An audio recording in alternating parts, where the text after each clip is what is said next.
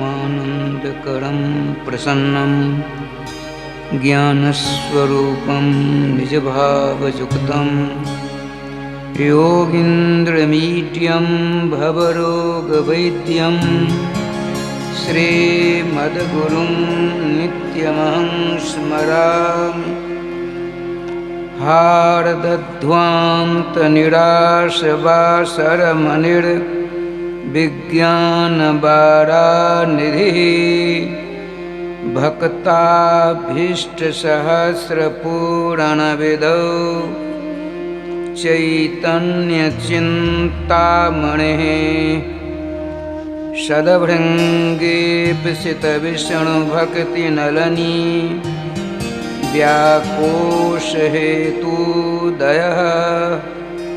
स्वस्माकं कुरुतां भवार्तिशमनं निम्बार्कनामामुनिः। नमस्तस्मै भगवते कृष्णाय कुण्ठमेधसे राधाधरसुधा सिन्धौ नमो नित्यविहारिणे। राधां कृष्णस्वरूपां वै कृष्णं राधास्वरूपिणं कलात्मानं निकुञ्जस्थं गुरुरूपं सदा भजे।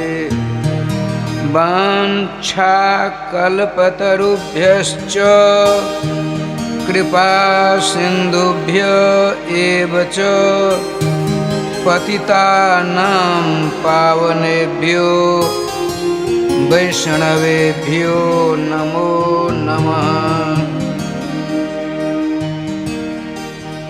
गोविन्द जय जय गोपाल जय जय गोविन्द जय जय गोपाल जय जय गोविन्द जय जय गोपाल जय जय गोविन्द जय जय गोपाल जय जय।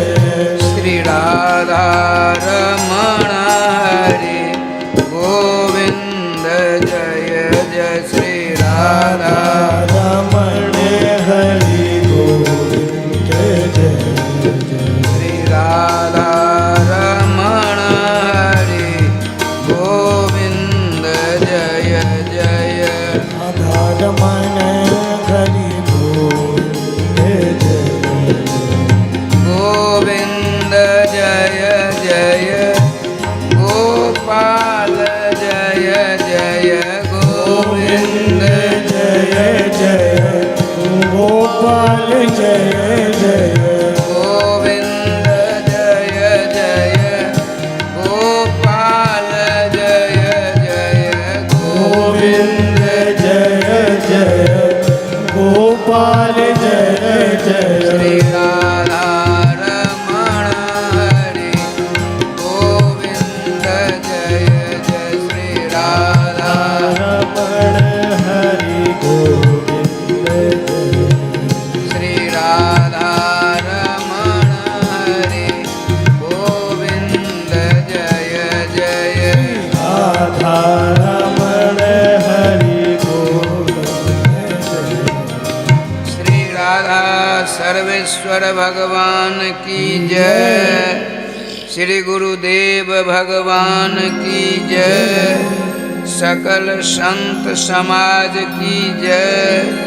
श्री नाम संकीर्तन की जय। श्रीमद्भागवत महापुराण की जय। तीर्थराज प्रयाग जी महाराज की जय। श्री हनुमान जी महाराज की जय।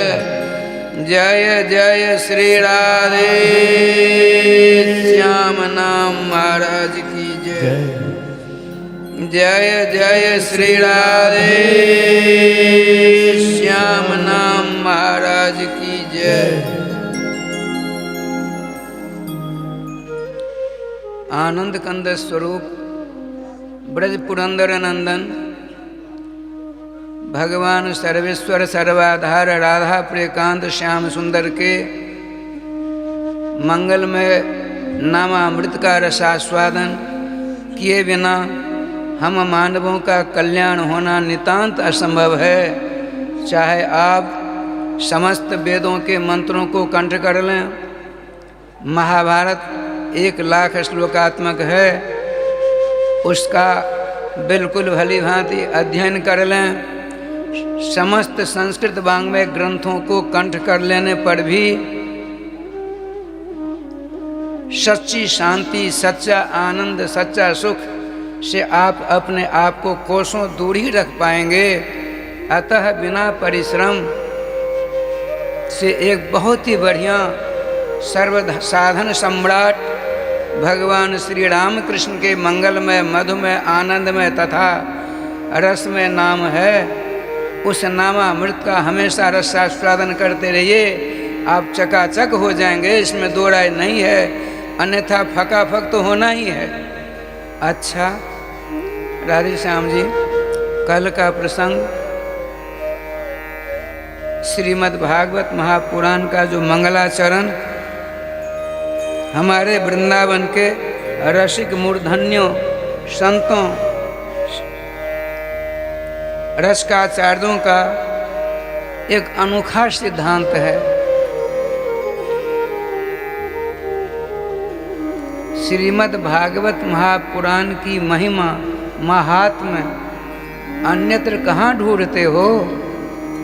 मंगलाचरण के जो 3 मंत्र हैं वही मंगलाचरण हैं। राधे राधे। अब देखिए, जन्मादस्य है, जतः जन्मादिर्भवति, जतः अर्थात नामनः राम कृष्णयोर नामनः, भगवान श्री राम कृष्ण के मंगलमय नाम से ही राम कृष्ण जो समस्त अवतारों के अवतारी, समस्त शेषों के शेषी, समस्त बीहों के बीही, समस्त अंशों के अंशी राधे राधे हैं, वे भी नाम भगवान से ही प्रकट होते हैं। राधे राधे राधे राधे राधे राधे राधे राधे। इस समय का तो अभाव राधे राधे रहता ही है, लेकिन अच्छा साप्ताहिक कथा के बाद तो बहुत समय मिलेगा, तो यदि नाम भगवान की इच्छा होगी तो सेवा करूँगा। अभी तो जरा मर्यादित मर्यादा का अनुसरण करना ही ठीक होता है। श्री वृंदावन बिहारी लाल की जय। यदि आप नाम भगवान की शरण लेते हैं, उस नाम की महिमा का वर्णन ब्रह्मादि देवता भी नहीं कर पाते हैं। देवर्षि, ब्रह्मर्षि, राजर्षि आदि भी अपने आप को शून्य जैसा स्वीकार करते हैं। अरे बाबा, कहाँ तक कहा जाए? श्रीमद् भागवत महापुराण का जो 10वें स्कंद का उत्तरार्ध है, उसमें स्पष्ट डंके की चोट में भगवान सर्वेश्वर श्याम सुंदर ने उद्घोषणा की है कि मैं अपने नाम की समस्त महिमा का वर्णन करने में असमर्थ हूँ। उसी मंगलमय श्लोक का अक्षरशः अनुवाद करते हुए राम तत्व मर्मज्ञ जगदबंध्य स्वनाम धन्य पूज्य चरण बाबा श्री गोस्वामी तुलसीदास जी महाराज ने क्या मर्यादा पुरुषोत्तम राजेंद्र नंदन सीता प्रियकांत भगवान राघवेंद्र सरकार के श्रीमुख से क्या सुंदर नाम महिमा का वर्णन करवाया। राम न सकहि नाम गुण गाई, कहाँ लगे नाम बढ़ाई। अतः प्रथम जो मंगलाचरण है, मंगलाचरण का पहला श्लोक वह राधे श्याम जी नमस्कारात्मक है, और दूसरा जो धर्म प्रोजित कैतवोत्र है, यह वस्तु निर्देशात्मक है। और तीसरा जो है वह फल प्राप्ति अर्थ है, अर्थात इसका जो श्रवण मनन करेगा वह सदा सदा के लिए नाम भगवान की गोदी में जाकर विराजमान हो जाएगा। इसमें दो राय नहीं है। अब यहाँ प्रश्न उठता है, जितने भी ग्रंथ करता हैं प्रायः सनातन धर्मावलंबी सब के सब अपने अपने ग्रंथों की शुरुआत से पहले मंगलाचरण करते हैं। यहाँ मंगलाचरण 3 प्रकार के व्याकरणकार बतलाते हैं, नमस्कारात्मक, वस्तु निर्देशात्मक, फल प्राप्त्यर्थक। माने इसका जो अध्ययन करेगा, मनन करेगा, स्वाध्याय करेगा, पाठ करेगा, वह सदा सदा के लिए भागवत प्रतिपाद्य ग्रंथ प्रतिपाद्य के सानिध्य को प्राप्त कर लेगा। अच्छा राय श्याम जी, चलिए श्री मद्भागवत महापुराण के 12 स्कंद हैं, जिसका पहला जो यह स्कंद है हमारे वृंदावन के रसिकाचार्यों के सिद्धांतानुसार अधिकारी स्कंद कहते हैं इसको। प्रथम श्रेणी, द्वितीय श्रेणी, तृतीय श्रेणी, 3 प्रकार के अधिकारी होते हैं, लेकिन पद्धति के अनुसार पहले प्रथम श्रेणी का मूल्यांकन होता है, उसके बाद द्वितीय श्रेणी का, उसके बाद तृतीय श्रेणी का। लेकिन भागवत जी की परंपरा तो देखिए कैसा अनोखा है। पहले तृतीय श्रेणी का उहापोह रूप में वर्णन कर दिखाया, उसके बाद द्वितीय श्रेणी, उसके बाद तृतीय श्रेणी। तो श्रीमद् भागवत महापुराण का जो प्रथम स्कंद, इसमें 19 अध्याय हैं। प्रथम अध्याय से तीसरे अध्याय तक तृतीय श्रेणी के श्रोता और वक्ताओं का विलक्षण वर्णन करके सुनाया। तृतीय श्रेणी के श्रोता कौन है? राय श्याम जी, सौनकादिक 88,000 ऋषि तृतीय श्रेणी के श्रोता हैं। उनको जो कथामृत का रसास्वादन करा रहे थे, साक्षात व्यास नंदन भगवान सुखदेव जी के पट्ट शिष्यों में इनकी गिनती है। उनको कौन सी श्रेणी मिली? तीसरी श्रेणी। क्यों मिली तीसरी श्रेणी? वह तो राधे राधे जब ठाकुर जी का विधान होगा तब होगा, क्योंकि बहुत कुछ राधे राधे करना है, समय किसी के हाथ में नहीं है। अच्छा, द्वितीय श्रेणी के श्रोता और वक्ता का वर्णन चौथे से लेकर के 7वें अध्याय तक आता है। वो कौन है? तो द्वितीय श्रेणी के श्रोता भगवान वेद व्यास जी हैं, और द्वितीय श्रेणी के वक्ता पराशर नंदन ब्रह्मर्षि श्रीराधे। ब्रह्मा के मानस पुत्र वीणा पाणी देवर्षि नारद जी द्वितीय श्रेणी के वक्ता हैं। राधे श्याम, राधे श्याम। और प्रथम श्रेणी के श्रोता वक्ताओं का वर्णन इस श्रीमद् भागवत महापुराण की आधारशिला है।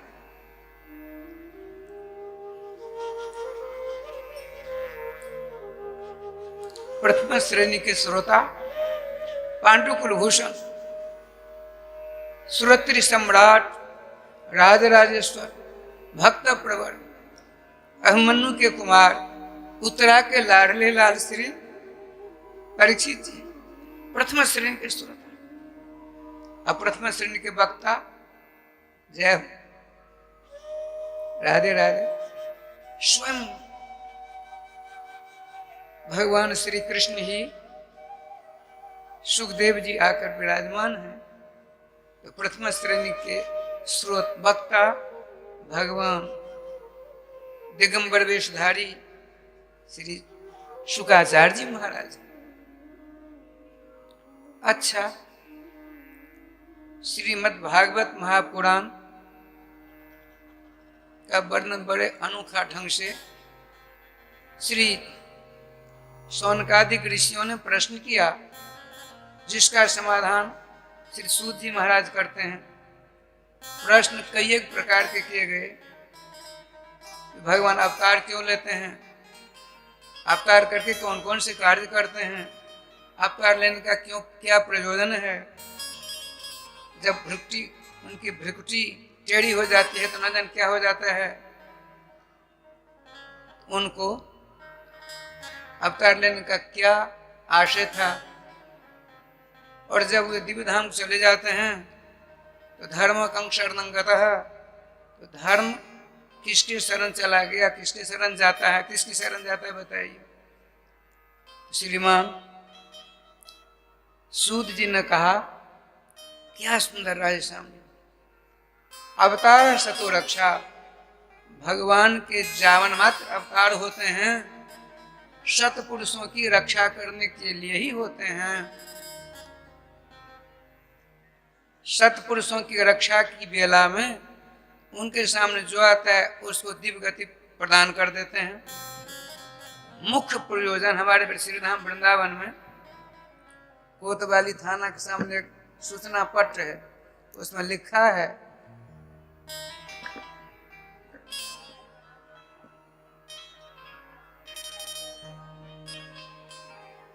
परित्राणाय साधूनाम विनाशाय च दुष्कृताम। दोनों की बात मिल जाती है। श्रीमान वेदव्यास जी ने पहले एक ओंकारात्मक वेद था, अपनी कुशाग्र बुद्धि से उन दिनों में विद्वानों ने यह तरीका अपनाया, अपनी विद्या की प्रखरता से इस एक ओंकारात्मक वेद से विभिन्न प्रकार के मंत्र निकालकर आविष्कार कर यज्ञ आदि अनुष्ठान करते थे। श्रीमान वेदव्यास जी ने सोचा कल युग में वह क्षमता नहीं रहेगी, इसीलिए उस एक ओंकारात्मक वेद के 1,00,000 श्लोकों में राधे राधे कर दिया, जिसके 2 भाग बनाए, एक पूर्वार्ध दूसरा उत्तरार्ध। पूर्वार्ध में 84,000 मंत्र हैं और उत्तरार्ध में मात्र 16,000 मंत्र हैं। वह मंत्र आप लोगों ने पढ़ा होगा, सुना होगा, लीला में देखा भी होगा। भगवान नंद नंदन श्री कृष्ण के अंशावतार कंस की जेल में प्रकट होने वाले महाविष्णु कृष्ण वसुदेव नंदन द्वारका लीला की बेला में 16,108 उनकी पटरानियां थी। तो बताते हैं 8 प्रकृति ही 8 पटरानियां। उपनिषदों में से 100 को निकाला तो 108 हो गए और 16,000। यही 16,000 वेद के जो पूर्वार्ध मंत्र हैं वे ही भगवान श्री द्वारकानाथ से अंग संग प्राप्त करने के लिए धरातल पर अवतरित होती हैं। भगवान श्री कृष्ण की सेवा में अनुरता हो जाते हैं। अतः 16,108 इस प्रकार से बात होती है। श्री वृंदावन विहारी लाल की जय। राधे श्याम जी, भगवान वेदव्यास जी ने देखा त्रयीन श्रुति गोचराः, वेदों की जटिलता को समझना अत्यंत कठिनतम है। तो महिलाएं और दुजाति से अलग की समझ कहाँ तक आवेगी, फिर उनका कल्याण कैसे होगा। तो उन्होंने उन समूह का सार निकाला। 1,00,000 मंत्र में से 1,00,000 श्लोक निकालकर महाभारत की संज्ञा दी। फिर आपने सोचा तो महासमुद्र जैसा हो गया। इसका पार कैसे पा सकते हैं कलयुगी लोग? तो छोटे छोटे पुराणों का निर्माण करना प्रारंभ कर दिया। 17 पुराण बन गए, जिनके श्लोकों की संख्या 3,82,000 हो जाती है। इतना सब कुछ करने के बावजूद भी इनको शांति नहीं मिली। अंत तो गत्वा, देखिए नाम की महिमा। भगवान वेदव्यास जी ने सोचा, हमसे कौन सी भूल हो गई, कौन सा अपराध हो गया, कौन सी गलती हो गई जिसके कारण हमें शांति नहीं मिल रही है। तो लिखा है, हरिस्मरणम सर्व विपद विमोक्षणम। भगवान वेदव्यास जी ने अपने अंशी, अपने व्यूही, अपने अवतारी श्री कृष्ण के नाम का कीर्तन करना प्रारंभ कर दिया। जब नाम कीर्तन करते हैं, नाम भगवान ने नामी के पास पहुंचकर सारी बात सुनाई। भगवान सर्वेश्वर सर्वाधार श्री कृष्णचंद्र ने वीणा पानी देवर जी का स्मरण किया, तुरंत उपस्थित हो जाते हैं। का क्या आदेश है प्रभु? जो राधे राधे, व्यास जी को संभालो। व्यास जी के पास आते हैं। व्यास जी किन्ना अवस्था में, होठ ऊपर नीचे हो रहे हैं, मुख मलिन है, अशांति के सागर में चक्कर काट रहे हैं। जब आप पहुंचते हैं, जय श्री राधे उच्चारण करते हैं, श्री देवर्षि नारद जी नेत्र खुलते हैं, उठकर यथाश्रम में स्वागत करते हैं। चट्टान दी बैठने के लिए। बद्रिकाश्रम की बात है। बद्रिकाश्रम से 12 मील 6 कोस उत्तर दिशा में समयाप्राश नाम का आश्रम है, वहां की बात है। श्री जी की कृपा से बैठने से पहले ही हमारे देवर्षि नारद जी ने कहा, हे पराशर महाभागो, हे पराशर नंदन, आपको तो ऐसा खिन्न नहीं होना चाहिए। मालूम पड़ता है आपका मन किसी अज्ञात वस्तु की खोज कर रहा है और वह वस्तु प्राप्त नहीं हो रही है। क्या बात है? आपने सारा बखान कर डाला, हमने ये किया, ये किया, ये किया, ये किया। अच्छा, उनका सब कुछ किया आपने, लेकिन अब तक अशुद्ध हो इसलिए कुछ नहीं। आपने वैष्णवी दीक्षा ग्रहण नहीं की है, उसका परिणाम यह है, सब कुछ करने के बावजूद ही शांति से कोसों दूर हैं आप। तो बताते हैं इनको वैष्णवी दीक्षा की पद्धति के अनुसार सब कुछ किया। तब उन्होंने प्रश्न किया, हे आचार्य शरण, वेदव्यास जी कहते हैं, आपको यह कैसे प्राप्त हुआ, यह तो बता दीजिए। आप चिर शांति के समुद्र में सदा गोता खाते रहते हैं। तो आपने कहा, मैं पूर्व जन्म की बात बताई उन्होंने। दासी पुत्र था, मेरी माँ मूर्खा थी।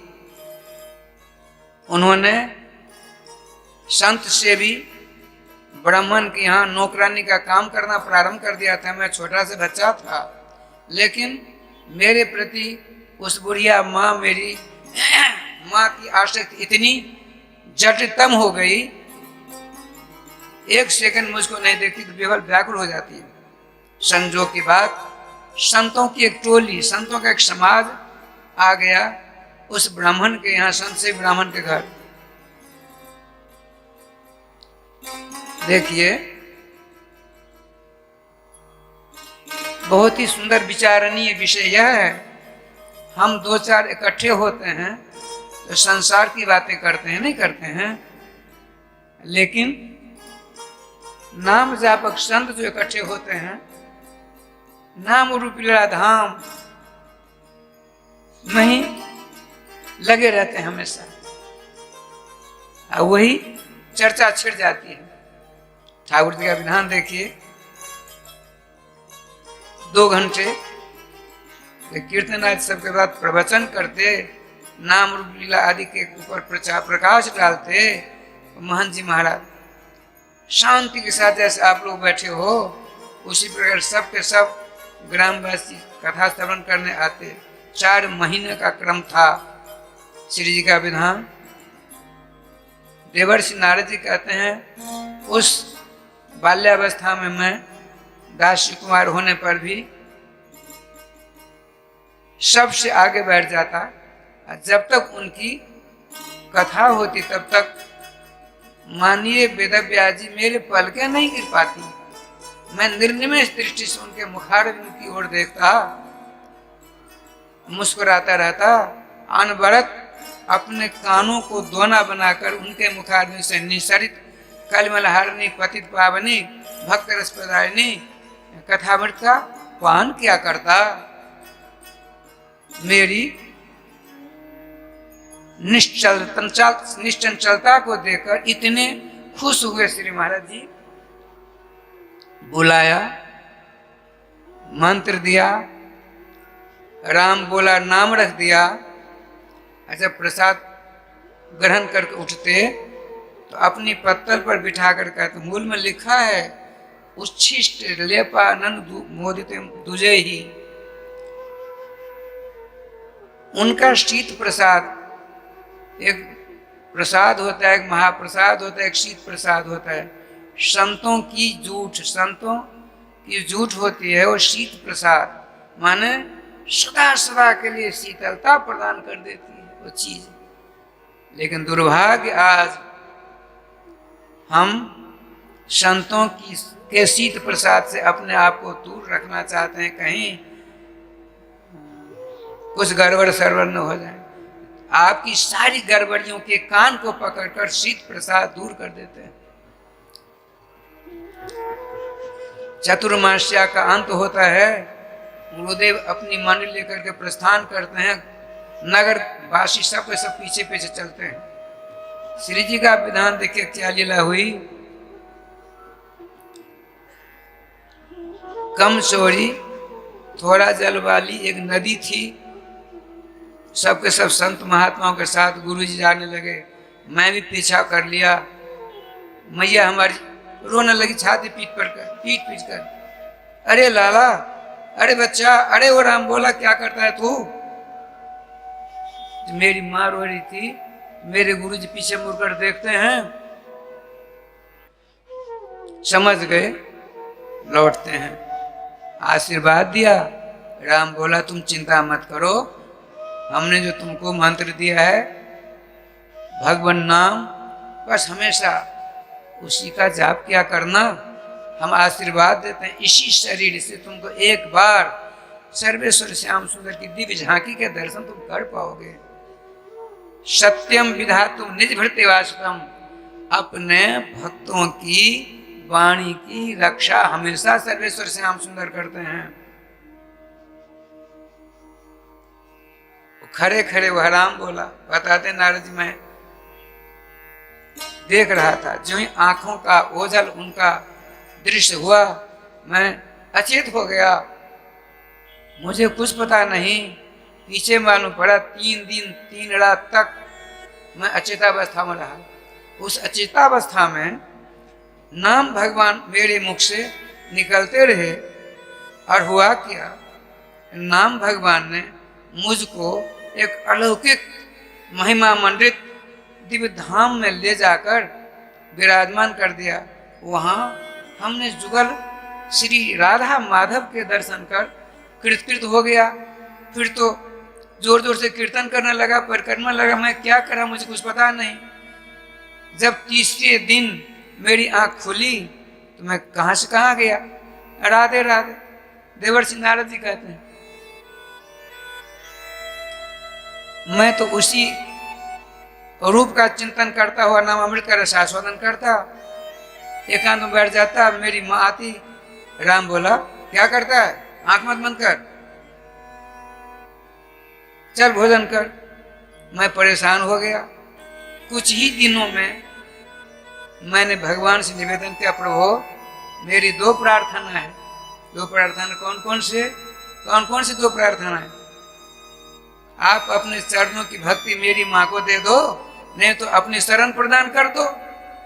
तो सर्वेश्वर श्याम सुंदर ने मेरी दूसरी प्रार्थना सुन ली। वह गैया दोहन कराने के लिए जा रही थी, शाम हो चुकी थी। एक सांप के ऊपर उनका पांव पड़ा, सांप ने उनको काट डाला, वो गोविंदा नमो नमो हो गई। मैं शाम को बैठकर नाम अमृत का रसास्वादन करते रूप माधुरी के दर्शन करने में मैं तल्लीन था। इतने में 2-4 बच्चों ने आकर कहा, अरे राम बोला तेरी माँ तो मर गई। मैं भजन कर ही रहा था, फिर दूसरी टोली आई बच्चों की। राम बोला तू यहाँ भजन करता है, कीर्तन करता है, आंख बंद कर ध्यान करता है, तेरी माँ तो 9 हो गई। मुझे विश्वास ही नहीं हुआ। मैं वहां गया, माँ तो बिल्कुल सदा के लिए विश्राम करने लगी थी। मैंने उनके चरण स्पर्श किए, एकदम शांत। मैं किसी को बिना देखे उत्तर दिशा की ओर गया। कई दिनों बाद बिना कुछ खाए पिए निर्जन स्थान में पहुंचा। एक सरोवर था, जल पिया, पीपल के पेड़ के नीचे बैठा। गुरु प्रदत्त भगवान नाम अमृत का रसास्वादन करने लगा। नेत्र बंद हो गए। भगवान की इस शरीर से गुरुदेव की वाणी को पूर्ति करने भगवान के दर्शन हो गए। लेकिन जैसे बिजली कौंधती है और फिर गोविंदा नमो नमो हो जाती है, उसी प्रकार से वह अलक्षित हो जाती है। जहाँ की मैंने शतशः प्रयास किए कि दोबारा दर्शन हो। जब दर्शन हमें नहीं प्राप्त हुए, मैंने निर्णय लिया कि चलो प्राण त्याग दूं।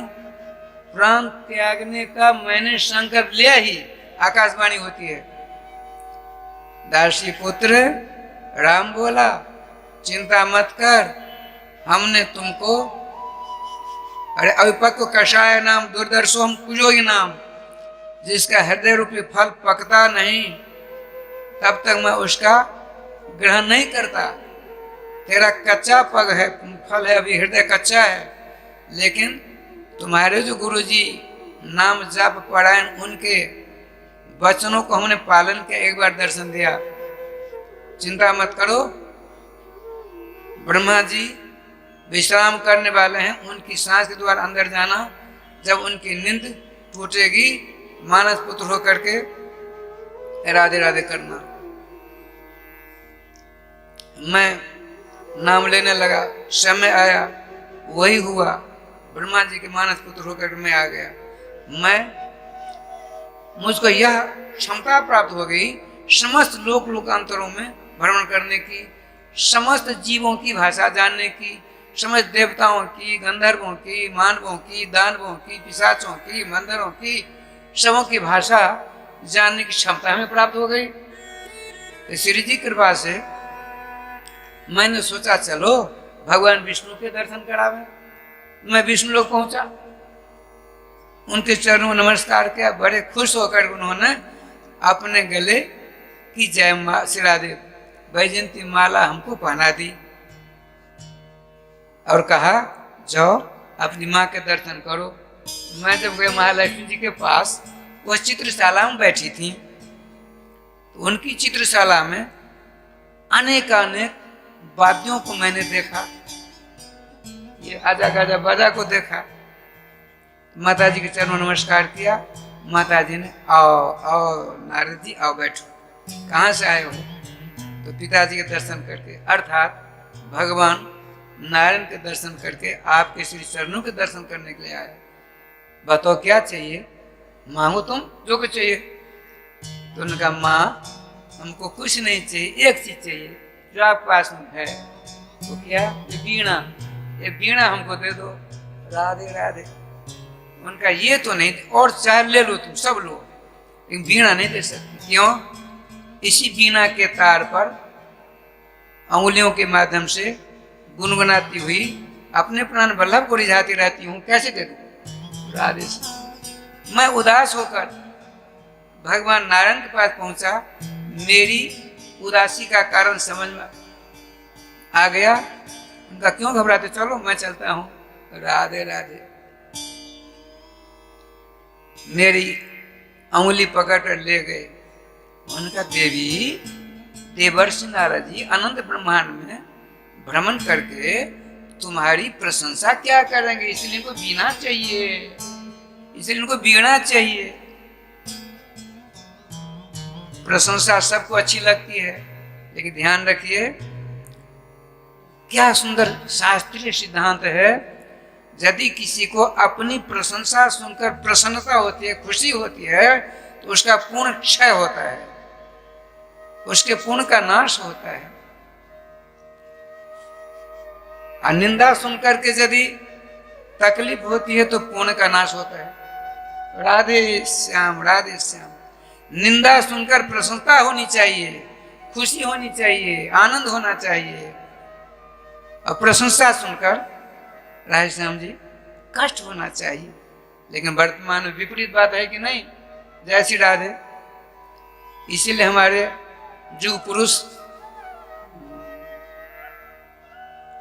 नामामृत महामहोदधि में सदा अवगाहन पारायण श्रीमान कबीरदास जी महाराज नामामृत का हमेशा चिंतन क्या करते थे, पान क्या करते थे। क्या कहते हैं? निंदक नियरे राखिए आंगन कुटी छवाए, बिन पानी साबुन बिना निर्मल करे सदा। लेकिन युग का बड़ा विलक्षण प्रभाव है, तो हम अपनी निंदा सुनकर ओ महाराज आग बबूला हो जाते हैं, प्रशंसा सुनकर खुले नहीं समाते। दोनों से नुकसान है। श्री वृंदावन बिहारी लाल की जय। श्री लक्ष्मी महाराज ने जब यह सुना, मेरी प्रशंसा ही सब जगह जाकर गाया करें, लो लो देवर नारद लो वीणा लो। अब वीणा लेकर राज हम चले। वही वीणा मेरे पास में है वेदव्यास जी।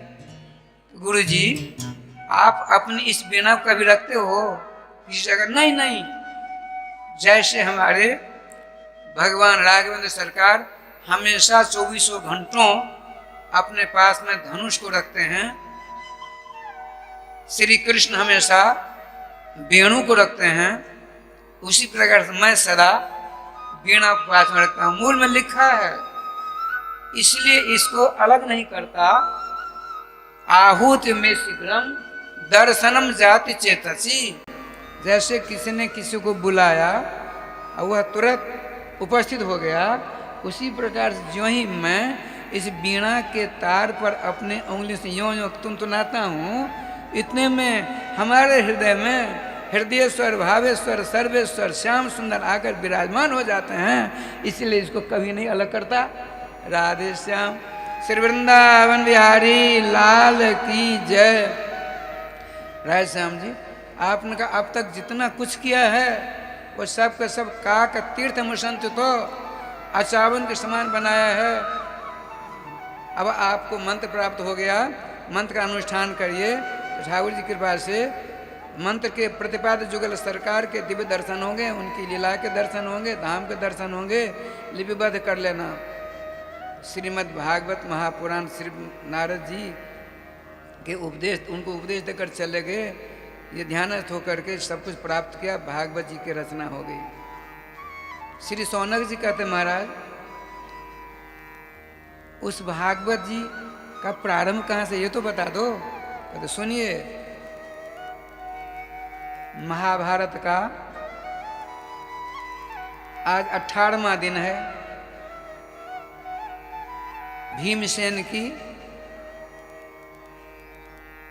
भयंकर गदा की चोट से दुर्योधन की दोनों जंघाएं टूट चुकी हैं और वह रणंगण में मूर्छित पड़ा है। सूर्यास्त हो चुका है। इनके सैनिकों में 3 बचे हैं, द्रोणपुत्र अश्वत्थामा, कुलगुरु कृपाचार्य, कृतवर्मा, 3 जन हैं। विजय श्री प्राप्त कर 500 पांडवों ने कहा भगवान श्याम सुंदर द्वारकानाथ, आपके आशीर्वाद से हमें विजय श्री प्राप्त हुई है, हम चलेंगे उत्सव करने के लिए आज ही। बोले नहीं, यदि आप मेरी राय मानो तो आज जमुना के किनारे जा करके रात्रिवास करना है। भीमसेन ने कहा नहीं, ये कैसे होगा? भला इतनी बड़ी विजय मिली है हमको, तो एकांतवास क्यों किया जाए? अपने शिविर में चलकर खूब चकाचक करो ना, ऐसा नहीं। श्रीमान अजात शत्रु युधिष्ठिर जी ने कहा, वृकोदर, द्वारकाधीश के ही कथनानुसार अपने को चलना है, ठीक है। एक पीपल के पेड़ के नीचे विराजमान है। ऐसा क्यों करते हैं सो सुनिए। महाभारत का युद्ध कल से प्रारंभ होगा। भक्तिमती कुंती जी ने अपने 5 भगवान श्री कृष्ण रात्रि में अपने कक्ष में बैठकर पांडवों का ध्यान करते हैं। भगवान के ध्यान भक्त करते हैं, भगवान भक्त के ध्यान करते हैं। रात्रि के 12:30 बज रहे हैं। किवाड़ को अंदर से बंद नहीं किया है, केवल किवाड़ की ओटक है। नेत्रबंद 5 पांडवों सहित उनकी माँ के ध्यान में तल्लीन भगवान द्वारकाधीश अपने 5 पुत्रों को लेकर के माँ कुंती किवाड़ के पास पहुंची। किवाड़ को यूं किया, किवाड़ खुल गई। सामने बैठे नीलमणि पुराण पुरुषोत्तम द्वारकाधीश को देखकर सम जाती हैं। द्वारकाधीश के नेत्र खुले, क्योंकि आने की आहट सुनाई पड़ी। उठकर नमस्कार किया। आपने बीच में ही रोक लिया, हाथ दोनों पकड़ लिए। तो बैठो, आज मैं कुछ आपसे मांग करने के लिए आई हूँ। बोलो माँ, जो तुम्हारी इच्छा हम देने के लिए तैयार। बोले, ये हमारे 5 बच्चे हम आपके हाथों सुपुर्द करती हैं, ये हम आपके हाथों में धरोहर रखती हैं। अश्रुपूरित नैनों से उनको राजे समझो, उनकी छवि को अपने हृदय में रख करके वहाँ से प्रस्थान करती हैं। तो प्रस्थान करने लगी तो भगवान श्री कृष्ण आगे चल करके चरणों में नमस्कार किया। 5 पांडव पहुँचते हैं। कहा, माँ आप चिंता मत करो, जब आपने एक भक्त ने किसी के हाथ को पकड़कर मेरे हाथ में थाम दिया, अब इनके बाल को बाका टेढ़ा काल भी नहीं कर सकता। माँ आप निश्चिंत होकर जाओ, आप भी जाओ इनके साथ। भगवान को वह वचन स्मरण है, ये लोग तो भूल गए। बड़े आनंद से बैठे हैं। इतने में भगवान ने, श्री कृष्ण ने आशुतोष का स्मरण किया। तुरंत आ जाते हैं, दोनों में बातचीत होती है। ये लोग नहीं समझ पा रहे हैं। आपने कहा, हे कैलाशाधिपति, हम 5 पांडवों के साथ रात यहाँ रहना चाहते हैं, आप इनके शिविर की रक्षा करना। ठीक प्रभु। अब भगवान मृत्युंजय ही जिसके शिविर की रक्षा करने का भार ले लिया है, तो वहाँ किसकी दाल गलेगी? प्रधान दरवाजे पर बैठकर त्रिशूल सामने, यह दृश्य रहने दीजिए। वहाँ चलिए, रणांगण में दोनों जांघें टूटी हुई हैं, खून की धारा प्रवाहित हो रही है। तीनों महारथी आ गए, अश्वत्थामा, कृपाचार्य, कृतवर्मा। कृतवर्मा ने पूछा, राजन हम आपकी क्या सेवा करें? मेरी इच्छा एक बाकी है, क्या 5 पांडवों का सिर काट कर ला दो। बोले हमसे नहीं होगा। कृपाचार्य से कहा, बोले राजन क्या कहते हो आप? अंत हो चुका है आपका, फिर भी कपोल कल्पित झूठी अभिलाषा लेकर के गलत काम क्यों करना चाहते हो? अरे जिनकी रक्षा करने वाले स्वयं द्वारकाधीश हैं, इस मनोभाव को समाप्त करो। अलग हो गए। लेकिन क्रूर कर्म अश्वत्थामा पहुंच जाते हैं। क्या बताइए, हम आपकी क्या सेवा करें? यही मेरी इच्छा है, 5 पांडवों का सर काट कर ला दो। मैं तैयार हूं। ठाकुर जी का विधान देखिए, राजस्थान में क्या लीला होती है। टूटी जंघा से खून जो निकल रहा था लेकर तिलक कर दिया, आज की सेना का सेनापति तुम हुए। सूर्योदय से पहले यदि पांचों पांडव मारे जाते हैं तो मेरी विजयश्री होगी। यह देखिए ठाकुर जी का विधान। चले भगवान शंकर जी को देखा, अश्वत्थामा ने सोचा इनसे युद्ध करने में सफलता केवल अर्जुन को मिली थी और किसी को नहीं। लेकिन ब्राह्मण बुद्धिजीवी होते हैं, पर इनकी युद्ध कला में तो इनको मैं परास्त नहीं कर सकता, लेकिन अर्चन कला में तो मैं इनको जीत लूंगा। पूजा करने लगे। भगवान खुश हो गए, शंकर जी वरम बुरी वरदान मांगो। उसने कहा भगवान हम कुछ नहीं, हमको अंदर जाने दो। ये तो संभव नहीं, मेरी आंखों के सामने नहीं जा सकते, तो दूसरी जगह जा सकते हो। कैसे जाएं, आपका त्रिशूल जो चक्कर काट रहा है हमको समाप्त कर डालेगा।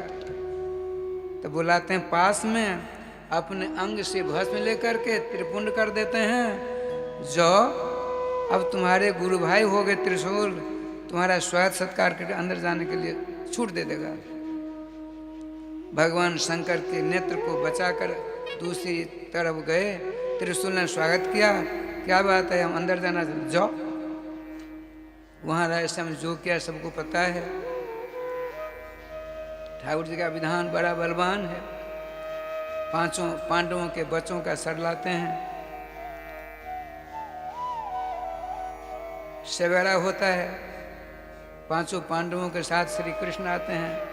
द्रौपदी जी के विलाप को देख करके अंत तो गत्वा द्रोणाचार्य श्री द्रोण पुत्र अश्वत्थामा का पराभव होता है। जब उसको पकड़ कर लाते हैं, बहुत बड़ी भीड़ भाड़ थी, चारों पांडव बैठे हैं, द्रौपदी जी कुंती जी सब के सब। उसको बांध कर पशु के समान लाते हैं। अर्जुन देखते ही उनको सामने खड़ा कर दिया। द्रौपदी का मुचता मुचता हमेशा नितराम ब्राह्मण गुरु हो, हे वीरवर गांडीव धर्मधारी पार्थ, आप इनको बंधन मुक्त कर दें। कारण इनके पितरी चरण से आप सबों ने विद्या हासिल की है। इन्हीं के कारण इनकी माँ कृपी पति के साथ सती नहीं हुई थी। जब उनको यह मालूम पड़ेगा कि मेरे बेटे को मार दिया है, उनकी आंखों से आंसू गिरेगा तो आपके कुल का सर्वनाश हो जाएगा। छोड़ दिया। भीमसेन गदा लेकर बाहर आ गए, वरना इस आत्ताय को मार कर रहेंगे, इसका सर फोड़ेंगे। श्रीमान युधिष्ठिर जी ने कहा नहीं भैया, जब द्रौपदी जी ने अभयदान दे दिया, इसको आप नहीं मार सकते। नहीं मैं मारूंगा, पहले मेरे सर पर अपनी गदा चला, उसके बाद इसके सर पर। आ जाते हैं सामने श्रीमान अजात शत्रु युधिष्ठिर जी। भगवान ने सोचा क्या किया जाए, दोनों को अलग अलग समझाते हैं। आपने कहा हे बड़े भाई युधिष्ठिर जी, इसने गलती तो अक्षम की है, ब्राह्मणों का वध भी तो अशास्त्रीय है। भगवान बोले वध नहीं, दूसरा दंड दिया जाए कि नहीं जाए? हाँ दिया जाए, तो आप शांत हो जाइए। अब भीमसेन को अलग लाकर कहते हैं सुनो, तुम्हारी गदा की चोट से तुरंत इसका प्राणांत हो जाएगा। लाभ क्या होगा? ऐसी मार मारो, ऐसी मार मारो, जब तक इसकी जिंदगी रहेगी तब तक कराहता रहेगा। ठीक है? और बहुत खुश हुए, बैठ गए। आपने कहा अर्जुन ब्रह्म बंधुर न हंतव्य आताय वदारण, ब्राह्मणा धमकी भी हत्या नहीं होनी चाहिए, शास्त्र कहते हैं, लेकिन जो आता है उसको वध कर देना चाहिए। यह वचन सुनकर अर्जुन सामने आते हैं। शास्त्र के दोनों आदेशों का पालन करते हुए अपनी तलवार की नोक से ऑपरेशन कर इसके अंदर जो मणि थी निकाल ली, आधी दाढ़ी आधी मूछ आधे बाल मुड़कर शिवरात निर्यापयत अपने शिविर से बाहर धक्का देकर कर दिया। देखिए वह भी कैसा विलक्षण था। एकांत में चला गया, पीपल के नीचे बैठकर श्री कृष्ण रोता है, श्री कृष्ण श्री कृष्ण श्री कृष्ण। भगवान की जुबान है ऐसी, जो उनके नाम लेकर रोता है उसके पास पहुंच जाते हैं। पहुंचे श्री कृष्ण के चरणों में प्रणिपात करता हुआ कहा, प्रभु बहुत वेदना होती है, पर सुनो, द्रौपदी जी की कृपा से तुम्हारी जान बची है। तुम्हारी वेदना का मैं अपहरण कर लेता हूँ, घाव तेरा पूरेगा नहीं। प्रभु हम ऐसे कैसे रहेंगे? तो आज के बाद स्नान की बेला में सरसों का तेल जो शरीर में लगावेगा, सरसों का तेल लगाने से पहले अश्वत्थाम्ने नमः अश्वत्थाम्ने नमः अश्वत्थाम्ने नमः 3 बार करेगा, उसको 1 गोदान का फल मिलेगा। और वह तेल, उस तेल की बूंदें तुम्हारी इस घाव पर आवेगा, धीरे धीरे ठीक हो जाएगा। श्री वृंदावन बिहारी लाल की जय। राधे श्याम जी इस प्रकार से बड़े आनंद के साथ राधे राधे करते हैं। अब देखिए क्या लीला होती है। 3 महीने हो गए, भगवान ने सोचा अब चलना चाहिए हस्तिनापुर से। श्मशान में उनकी लाश रखी हुई है, पांडव दल कौरव दल सबके सब हैं, सबके सब आते हैं पुष्पमाला चढ़ाने के लिए। इधर उत्तरा जी 16 श्रृंगार करके पति के साथ सती होने के लिए वहाँ पहुँचती है। भगवान श्याम सुंदर ने देखा मेरी लीला का व्याघात होने जा रहा है, तुरंत स्मरण किया वेद व्यास जी को। वेद व्यास जी वहाँ पहुँचते हैं। अब राधे श्याम जी अपने पति की लाश को गोदी में लेने वाली ही थी, सती होने का ये अंतिम उपक्रम है। वेद व्यास जी का बेटी सावधान, खड़ी हो जाती। द्रौपदी जी कुंती जी सब ने पकड़ा, ठहरो, यह हमारे पूर्वज हैं, इनका कुछ न कुछ आदेश होने वाला है। बेटी पहले इनके आदेश को सुनकर भली भांति उसका पालन ही करना अपने लोगों के लिए श्रेयस्कर होगा। भगवान वेद व्यास ने बहुत बढ़िया बात बताई कि शास्त्रीय पद्धति का उल्लंघन तुम लोग धर्मात्मा तुम्हारे द्वारा नहीं होना चाहिए।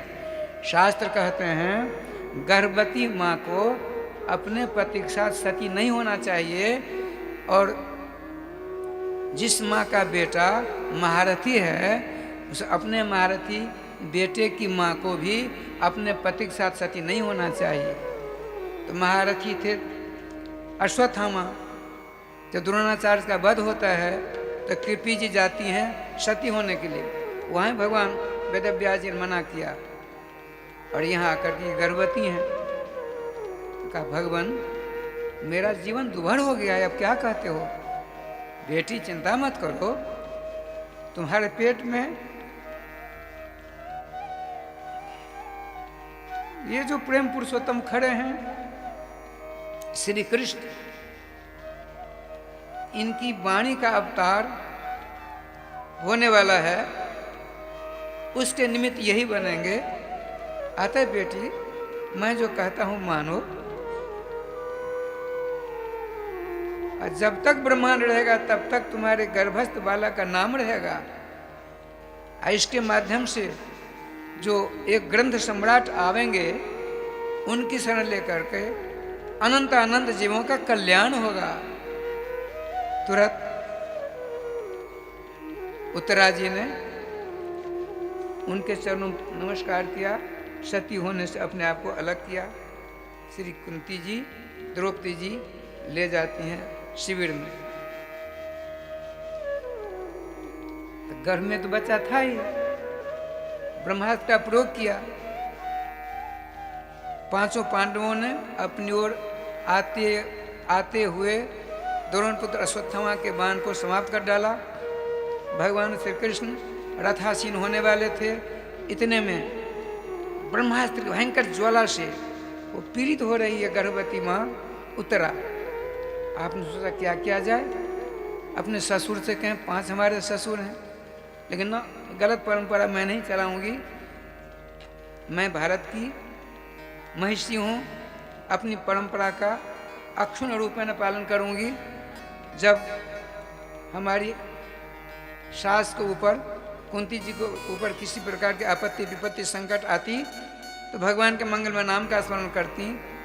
जब हमारी दूसरी सास श्री द्रौपदी जी के ऊपर भरी सभा में भयंकर अभूतपूर्व संकट उपस्थित हुआ तो उन्होंने द्वारकाधीश का स्मरण किया।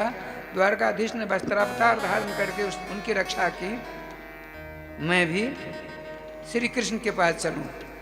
चलती हैं और कहती हैं, हा कृष्ण, प्रिय धर्मज्ञ, हे प्रिय, हे धर्म के तत्व को जानने वाले, भक्ता नाम अभयंकर, हे भक्तों की पीड़ा को दूर करने वाले।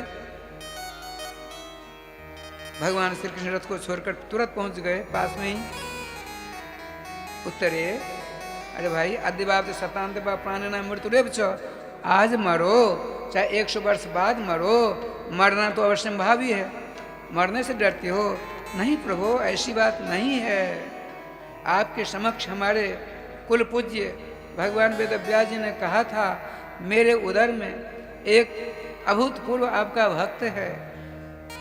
कामम दहतु मे नाथ मामे गर्भो निपातताम, भले ही ब्रह्मास्त्र की भयंकर ज्वाला हमको जलाकर स्वाहा कर दे, किंतु मेरे गर्भ में जो बच्चा उसकी तो रक्षा करो आप। सुनते ही भगवान श्री कृष्ण विचार मग्न हो जाते हैं। ये देखिए, भगवान श्री कृष्ण ने सोचा, यदि मैं यहीं से उस बच्चे की रक्षा करूं तो आने वाला भविष्य के जो बच्चे होंगे, लोग कहेंगे बच्चे ने तो कभी यह नहीं कही थी कि मेरी रक्षा करो, उसी माँ ने कही थी, तो आपने बच्चे की रक्षा क्यों की? अरे यह भी नहीं समझेगा कोई, बच्चे की माँ ने प्रार्थना की है बच्चे की रक्षा करने के लिए, किसी प्रकार बात नहीं होगी। लेकिन भगवान तो सूक्ष्माति सूक्ष्म विषय को जानते हैं। आपने सोचा ना, यहाँ से नहीं अंदर जा कर के रक्षा करूँगा, तो जो पहले से अंदर है, अब मैं पीछे जाऊँगा तो वह मेरा बड़ा भाई होगा, मैं छोटा भाई हो जाऊँगा। तो छोटे भाई का पुनीत कर्तव्य है कि बड़े भाई की कहे बिना कहीं रक्षा करे। भगवान श्री कृष्ण के द्वारा ही समस्त शक्ति से समन्वित ब्रह्मास्त्र में शक्ति है। ब्रह्मास्त्र एक सिद्धांत के आधार पर द्रोण पुत्र अश्वत्थामा के द्वारा कुलवधु उत्तरा के गर्भस्थ बालक के ऊपर प्रयोग किया गया ब्रह्मास्त्र, उसने गर्भस्थ बालक को जलाकर स्वाहा कर दिया। लेकिन ये भक्ति की परंपरा यह नहीं है। भक्ति की परंपरा बड़ी विलक्षण है। भगवत रसिक रसिक की बातें रस के बिना कोई समझ सके ना। भगवान सर्वेश्वर श्याम सुंदर ने ब्रह्मास्त्र की मर्यादा की रक्षा करते हुए गर्भ में बच्चा है, चारों ओर ज्वाला चक्कर काट रही है। ज्वाला और बच्चे के बीच में भगवान कृष्ण घुस गए और अपनी विलक्षण आभा प्रभा कांति के द्वारा उसको शांत कर दिया, ब्रह्मास्त्र ज्वाला को।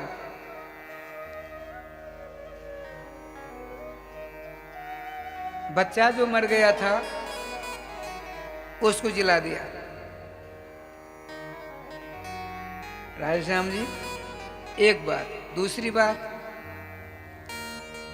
वो तो जलकर स्वाहा हो गया। भगवान श्री कृष्ण ने सोचा, यदि मैंने पतिव्रता शिरोभूषणा उत्तरा की प्रार्थना को दरकिनार कर दिया, मैं उनके कोप का भाजन बन जाऊंगा। पतिव्रता पत्नी हमको भी नहीं बख्शेगी। स्वयं श्री कृष्ण ही परीक्षित बनकर वहां विराजमान हो गए। राधे राधे। देखिए, श्रीमद् भागवत महापुराण श्री कृष्ण, परीक्षित जी श्री कृष्ण, वेदव्यास जी श्री कृष्ण और सुखदेव जी श्री कृष्ण। समय आने पर राधे राधे हो जाएगा। ठाकुर जी कृपा से क्या लीला होती है, बड़े आनंद से भगवान वहाँ एक रूप से विराजमान है। परीक्षित जी श्री कृष्ण के रूप लावण्य अमृत का रसास्वादन कर रहे हैं। कुछ ही महीने थे, समय आया, सुंदर सुमुहूर्त में इनका जन्म होता है। जन्म होते ही देवताओं ने फूलों की बारिश करके हस्तिनापुर को ढक दिया। दासी ने आकर अजात शत्रु से युधिष्ठिर जी से निवेदन किया कि हे सम्राट, आपकी कुलवधु ने एक पुत्र रत्न का जन्म दिया है। परीक्षित जी ने जन्म लेते ही चारों ओर देखा, क्यों? गर्भ में तो नीलमणि पुराण पुरुषोत्तम के दर्शन कर रहे थे, और जो बाहर आते हैं श्री कृष्ण वहाँ से अंतर्हित हो जाते हैं। चारों ओर देखा, कहाँ गए? तो कहते हैं कहाँ कहाँ कहाँ, हम और आप जो अपनी अपनी माँ के पेट में थे, तो भगवान श्याम सुंदर 7 महीना की अवस्था होती है तो आपके पास आ जाते हैं। तृतीय स्कंद के 31 का अध्याय में वर्णन है। आप 2 महीनों तक उनकी प्रार्थना करते हैं, कहते हैं यहीं रहिए, हम और दोनों यहीं रहें, भगवान का संभव नहीं। अच्छा, हम अब की बार आपके चरणों की सौगंध खाकर हम वचन देते हैं, आपको विश्वास देते हैं, विश्वास दिलाते हैं, अब की बार निकालिए, आपका नाम रूप लीला धाम का स्मरण चिंतन भजन पूजन करके आपको प्राप्त हो जाएंगे, पुनः गर्भ जन जेल में नहीं आएंगे। भगवान का तुमने कितनी बार वादा किए हो? बोले नहीं, अब की बार मैं आपको वचन देता हूँ। और क्या कर रहे हैं तो आप लोग जानो, मैं क्या कर रहा हूँ मैं स्वयं कह रहा हूँ। साधु महात्मा का वेश है, हमेशा हाथ में माला झोली रहती है, आप लोग समझ तो खूब नाम जपते हो, मैं कहाँ हूँ क्या करता हूँ, हमारे श्याम सुंदर ही जानते हैं।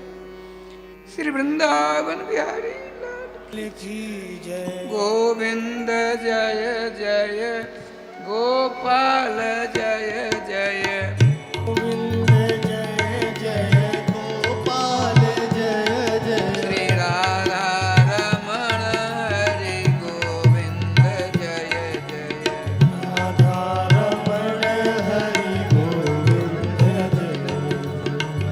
बोलिए वृंदावन बिहारी लाल की जय हो। जाके मन में बस रही मोहन की मुस्कान, नारायण ताके और न लागत ज्ञान। सखी नंद का वो लाला, सखी नंद का वो लाला मेरे मन को भा गया, मोहे सावरा सलोना पसंद आ गया, मोहे सावरा सलोना पसंद आइए, मोहे सावरा सलोना पसंद आ गया, मोहे सावरा सलोना पसंद आ गया। सखी नंद का वो लाला, सखी नंद का वो लाला मेरे मन को भा गया, मोहे सावरा सलोना पसंद आ गया, मोहे सावरा सलोना पसंद आ गया।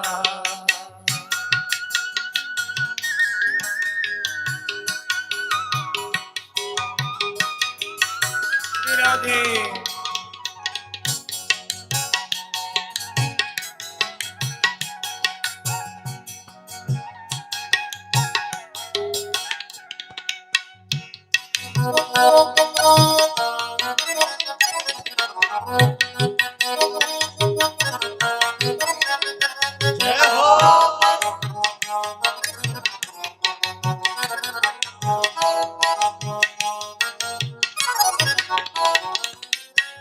काली कमली बाकी चितवन, काली कमली बाकी चितवन, काली कमली बाकी चितवन, काली कमली बाकी चितवन। पारू या पे मैं तो तन मन, पारू या पे मैं तो तन मन। इस छवि पे मेरा, इस छवि पे मेरा ये दिल तो आ गया, मुझे सावरा सलोना पसंद आ गया, मुझे सावरा सलोना पसंद आ गया, मुझे सावरा सलोना पसंद आ गया, मुझे सावरा सलोना पसंद आ गया। सखी नंद का वो लाला, सखी नंद का वो लाला मेरे मन को भा गया, मुझे सावरा सलोना पसंद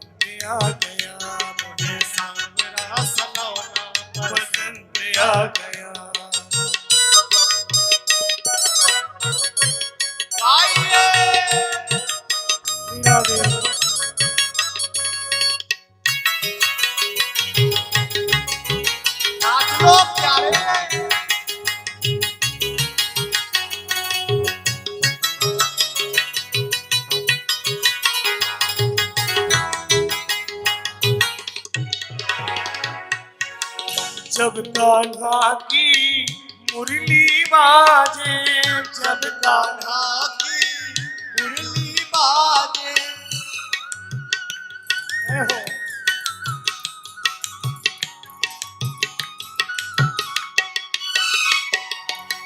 जब कान्हा की मुरली बाजे, जब कान्हा की मुरली बाजे, पतझड़ में सावन सा लागे, पतझड़ में सावन सा लागे।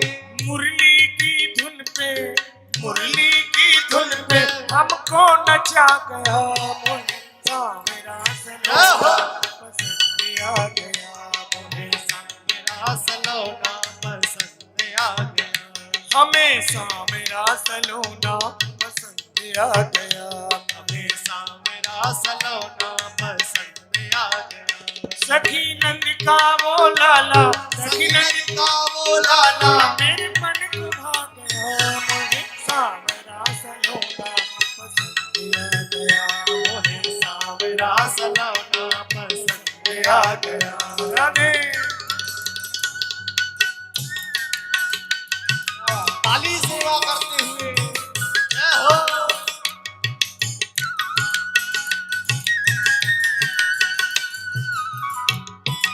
जय हो।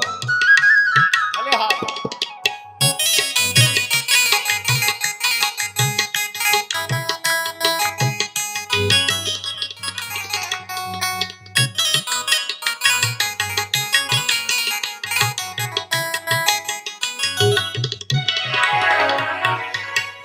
मोर मुकुट श्री मुरली वाला, मोर मुकुट श्री मुरली वाला, श्याम सखी मोहे लागे प्यारा, श्याम सखी मोहे लागे प्यारा।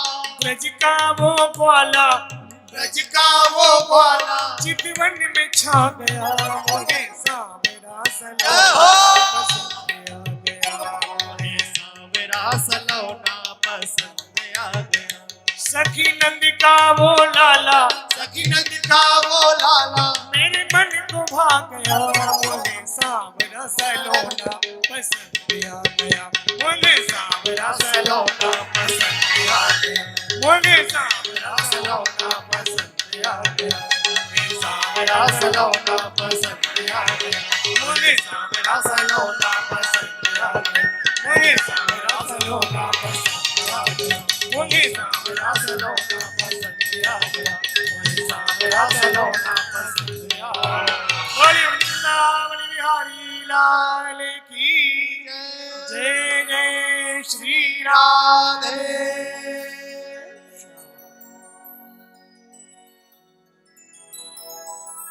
श्री वृंदावन बिहारी लाल की जय। राधे राधे। श्रीमान परीक्षित जी ने जन्म लेकर अनंत ब्रह्मांड को धन्य धन्य कर दिया। संवाद प्राप्त करने पर श्रीमान युधिष्ठिर जी ने उपस्थित ज्योतिषियों से निवेदन किया, अभी जो जातक आया है, लाला का जन्म हुआ है, किस प्रकार से होगा बता सकते हैं? बहुत सुंदर सुंदर बात बताई।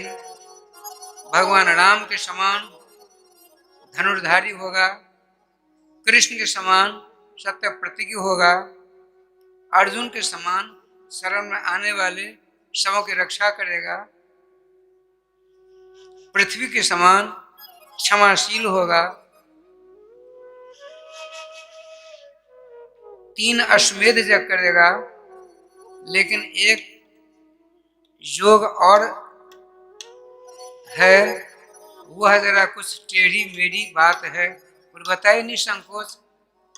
जब इनकी अवस्था 60 वर्ष तक, 60 वर्ष की अवस्था रहेगी इनकी, जब 59 वर्ष 11 महीना 18वें दिन की आयु होगी, इनके द्वारा एक ईश्वर की प्रेरणा से घटना घटित होगी, जिससे ब्राह्मण कुमार के शाप से शापित होंगे, घबरा करके परेशान हो गए। भूखचाल जैसा हो गया। ज्योतिषियों ने कहा चिंता मत करिए, ये यद्यपि ब्राह्मणों का शाप अमोघ होता है, बिना भोग के द्वारा नाशी नहीं होता है, लेकिन इन्हीं के कारण भगवान कृष्ण का एक अवतार होगा, वाणी का अवतार, जिसको ब्रह्मांड श्रीमद् भागवत के रूप में देखेगा। और भागवत कथा श्रवण कराने के लिए स्वयं श्री कृष्ण ही आएंगे सुखदेव बन करके। और 7वें दिन भागवत जी की कथा श्रवण करते करते इनको दिव्य सखी सहचरी का रूप प्राप्त होगा। नित्य मोहन महल में जुगल किशोर की चमर सेवा ये करेंगे। सुनते ही जय जयकार की ध्वनि से सभासद गूंज उठती है। श्री वृंदावन बिहारी लाल की जय। भगवान श्री कृष्ण वहां की व्यवस्था करके द्वारका आते हैं। द्वारका में रहे श्याम जी 125 वर्ष के बाद दिव्य धाम को जाने से पहले श्री कृष्ण उद्धव संवाद होता है। उद्धव जी को श्री कृष्ण ने श्रीमद् भागवत महापुराण सुनाया। वहां मैत्री जी भी उपस्थित थे। अब बीच बीच में श्री कृष्ण कहा करते थे, यदि भक्त प्रवर श्रीमान विदुर जी रहते तो बड़ा आनंद आता, विदुर जी रहते तो बड़ा आनंद आता। 20 बार उनका नाम लिया। श्रीमान उद्धव जी ने कहा, भगवान आपने जो हमको कथा सुनाई है, क्या वह ग्रंथ के रूप में हमको प्राप्त नहीं हो सकता? स्वयं श्री कृष्ण एक रूप से ग्रंथ का रूप धारण करते हैं। वहां से कहते तुम यहीं रहो, मैं आता हूँ। वहां से चलते चलते कहाँ आए? ब्रज प्रदेश में। ब्रज प्रदेश के अंदर श्री वृंदावन धाम है, जो वृंदावन में वर्तमान जिसकी आप हम सब परिक्रमा करते हैं, लगभग 12-13 किलोमीटर परिक्रमा का परिमाण है। लेकिन ब्रह्मविवर्त पुराण के आधार पर 5 योजन ऋषिणम वनम वृंदावन स्मृतम, 1 योजन 4 कोस का होता है, अर्थात 20 कोस लंबा चौड़ा जो क्षेत्रफल है उसको वृंदावन कहते हैं। तो द्वारकाधीश पुस्तक लेकर के आते हैं, श्रीमद् भागवत जी का निर्माण भागवत जी लेकर के आते हैं। अब क्या लीला हुई? वृंदा सखी का आदेश प्राप्त करते हैं, तो सब तो प्रवेश कर नहीं सकता। वृंदा सखी का आदेश प्राप्त करके वहां से प्रस्थान करते हैं। तो अंतरंग जो वृंदावन के अधिष्ठात्री देव, उन्होंने रोका। भगवान श्री कृष्ण ने कहा क्यों रोकते हो, कैसे प्रवेश करेंगे? तो उनसे पुस्तक भागवत जी की जो पुस्तक थी, भागवत जी का जो ग्रंथ था, भागवत पुराण था, उसको लेकर नंद नंदन, वो वसुदेव नंदन थे, नंद नंदन आते हैं। कहाँ आते हैं? सेवा कुंज। सेवा कुंज के दर्शन आप लोगों ने किए होंगे। तो वहाँ बड़ा ही विलक्षण राय श्याम जी सज्जिया है। उस सज्जिया पर पुष्पों की सारी व्यवस्था है, और उस पर वृषभान लाल दुलारी श्री कृष्ण प्राणाधिष्ठात्री देवी रास रासेश्वरी श्री श्यामा जी विराजमान है, नेत्रबंद हैं बड़े आनंद के साथ।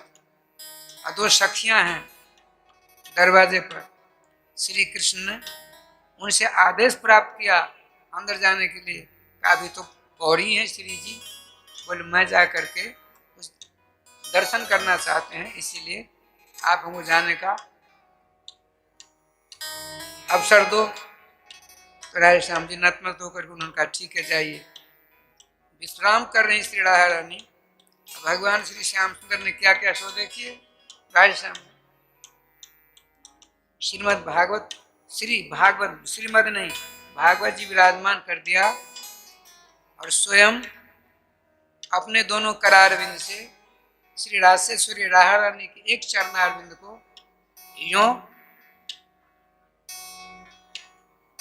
अपने हाथ ऐसा लिया, दोनों रक्तिमा माने लाल आपकी हथेलियां दोनों हैं, और श्री किशोरी मणि के चरणारविंद, ये दोनों कमल मान लो अरुण कमल हैं, दोनों हस्त कमल भगवान श्री कृष्ण मानो अरुण माने लाल कमल हैं दोनों। श्री राधे श्री राधा रानी का जो चरणारविंद एक, उसको आपने यूँ पकड़ा हाथ में, केवल पकड़ा ही पकड़ा है, उनका जो चरणारविंद है एक पहला राधे राधे, वह पीले कमल के समान दिख रहा है, उसको आपने ऐसा किया। बीच में पीत कमल है, दोनों ओर लाल कमल, जो है स्पर्श प्राप्त होता है श्री बृषभानुराज दुरारी को, नेत्र मुकुलित हो जाते हैं, उठकर विराजमान हो जाती है। आप क्या करते हो? आपने कहा विराजो, बैठ जाती हैं बड़े आनंद के साथ। आपने कहा श्याम सुंदर प्राण वल्लभ, यह आपको शोभा नहीं देती? बोले श्री जी यही तो मुझको शोभा देती है, ऐसी को यही करने के लिए मैं आपके पास रहा करता हूँ। यह दृश्य, यह लीला, यह सौभाग्य हमको गोलोक में थोड़े प्राप्त होता है, यह तो श्री धाम वृंदावन का वैभव है जो हमको आपकी सेवा में राधे राधे करा देता है। किशोरी मणि एक निवेदन है, बोलिए क्या निवेदन के आदेश? नहीं निवेदन, ये देखिए इसमें आप थोड़ी मोहर लगा दीजिए। तो श्री जी ने मोहर लगाई। क्या मोहर लगाई? श्रीमद, श्रीमद की मोहर लगती है। वहां से भागवत जी आते हैं, श्रीमद की मोहर निकुंज मंदिर में भगवान श्री कृष्ण से आश्वस्त होकर के राधे श्री राधा रानी ने राधे राधे किया। अब क्या अर्थ हो गया इसका? श्री राधा सा अस्ति अस्य असो श्रीमद, अर्थात राधा कृष्णात्मक श्री भागवत महापुराण है। तो आप में से किसी के दिमाग में यह बात आ गई होगी, जब राधा कृष्णात्मक ही श्रीमद् भागवत महापुराण है, तो राधा यह शब्द तो कहीं नहीं दिखता है प्रत्यक्ष रूपेण। यह भी आपका कथन, आपकी शंका समुचित एवं जायज है, उचित है। ध्यान रखिए, आप जब राधिकोपनिषद पढ़ेंगे, राधे श्री राधा के एक ने अनेक नाम हैं, उन अनेक नामों में से बहुत से नामों की चर्चा श्रीमद् भागवत में उपलब्ध होती है।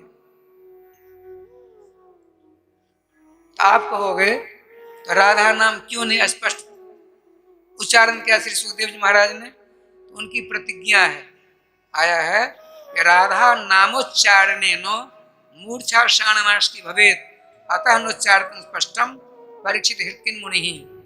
श्रीमान परीक्षित जी जब इनकी शरण लेते हैं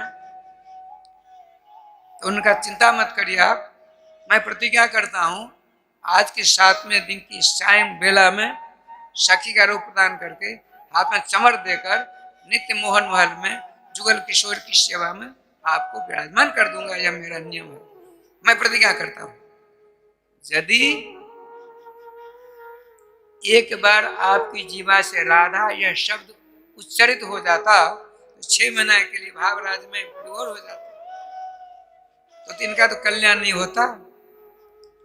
राधे श्री राधा रानी ने कहा था वो प्रसंग आवेगा, अब जाओ, लेकिन मेरे नाम का जो ये राधा नाम है इसका कहीं नहीं राधे राधे करना। राधे श्री राधा रानी श्री सुखदेव जी के गुरु जी हैं, राधे राधे। यही प्रसंग आवेगा, ठाकुर जी चाहे तो आपको कर्ण गोचर हो जाएगा। अच्छा, श्रीमद् भागवत लेकर के, श्रीमद् भागवत जी को लेकर के वृंदावन बिहारी कृष्ण पहुंचते हैं कहाँ? मथुरा बिहारी, द्वारका बिहारी कृष्ण के पास। उनको देते हैं, नतमत होकर स्वीकार करके जाते हैं। अब किनको दिया? ध्रुव जी को, उद्धव जी को दिया, उद्धव जी को।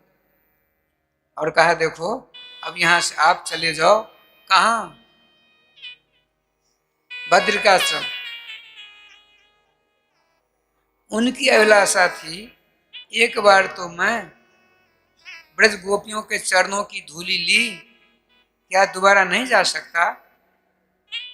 श्री राधेश्वरी राधा रानी के चरणों की जब वंदना की थी उसी समय में उन्होंने आशीर्वाद दे दिया था, आपका ब्रजवास अक्षुण रूप में होगा। आज भी बहुत से रसिक संतों के, रथ संतों को दर्शन उनके होते हैं, श्री उद्धव जी के दर्शन। एक बात और सुन लीजिए, जिन जिन के ऊपर श्री कृष्ण का अनुग्रह वर्षण हुआ, श्री कृष्ण की कृपा हुई, उनको वृंदावन से अलग होना पड़ा। और जिनके ऊपर आशा से राधा रानी की कृपा हुई भैया, वो वृंदावन नहीं रहे। राधे श्याम राधे श्याम। आपको पता है, काली नाग, शंकर बाबा नाग को लपेटे रहते हैं, नाग के मस्तक पर नृत्य नहीं किया, लेकिन श्री कृष्ण ओम महाविषधर काली के 101 फोनों के ऊपर हमारे गवैया जी सुनाएंगे आप लोगों को, बिल्कुल भाव विभोर हो जाओगे जब ये उस पद को गाते हैं तो राधे राधे कर देते हैं। वो तो सब सदा करते हैं, ये तो भाव स्वरूप ही है। जैसा नाम है, जैसी उपासना है, वैसा स्वरूप ही आप ठाकुर जी का विधान है। यह गुण साधन ते नहीं हुई, तुम्हारी कृपा पाओ कोई कोई। अच्छा, राधा रानी की कृपा देखिए, उद्धव जी को भगवान द्वारकाधीश का चले जाओ, कहाँ? बद्र का आश्रम। राजेश्वर ने क्या कहा था? वृंदावन। वृंदावन रह रहे, आज भी रह रहे हैं। अच्छा, ठाकुर जी का विधान देखिए राजस्थान में। उद्धव जी वहां से चलते हैं, वृंदावन आते हैं। एक और अपने मस्तिष्क में जमा लीजिए विषय, भगवान श्री राम और कृष्ण की 2 प्रकार की लीलाएं होती हैं, एक अंतरंगा लीला, एक बहिरंगा लीला। अंतरंग लीला में प्रवेश बहिर्मुखियों का नहीं होता है, और बहिरंगी लीला में तो राजस्थान अपने लोग चक्कर काट ही रहे हैं।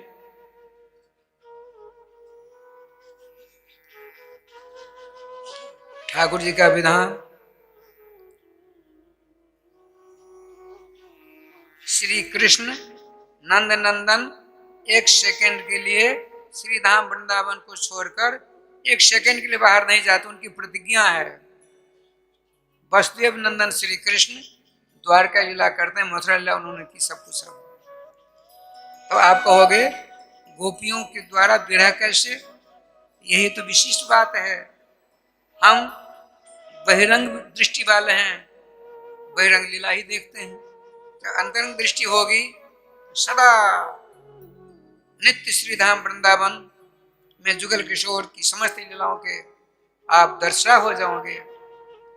आप कहोगे महावाणी में इसका उत्तर बहुत समीचीन रूपेण है।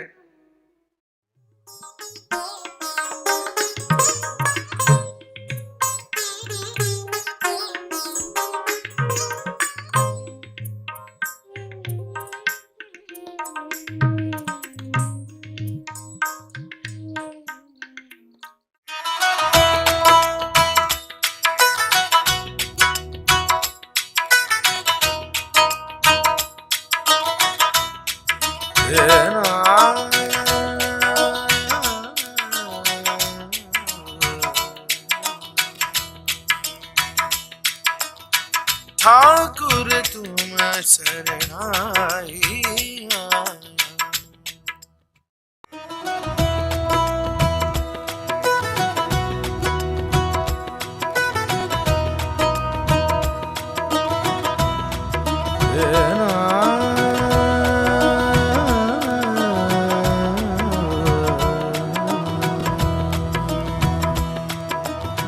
ठाकुर तुम शरणाई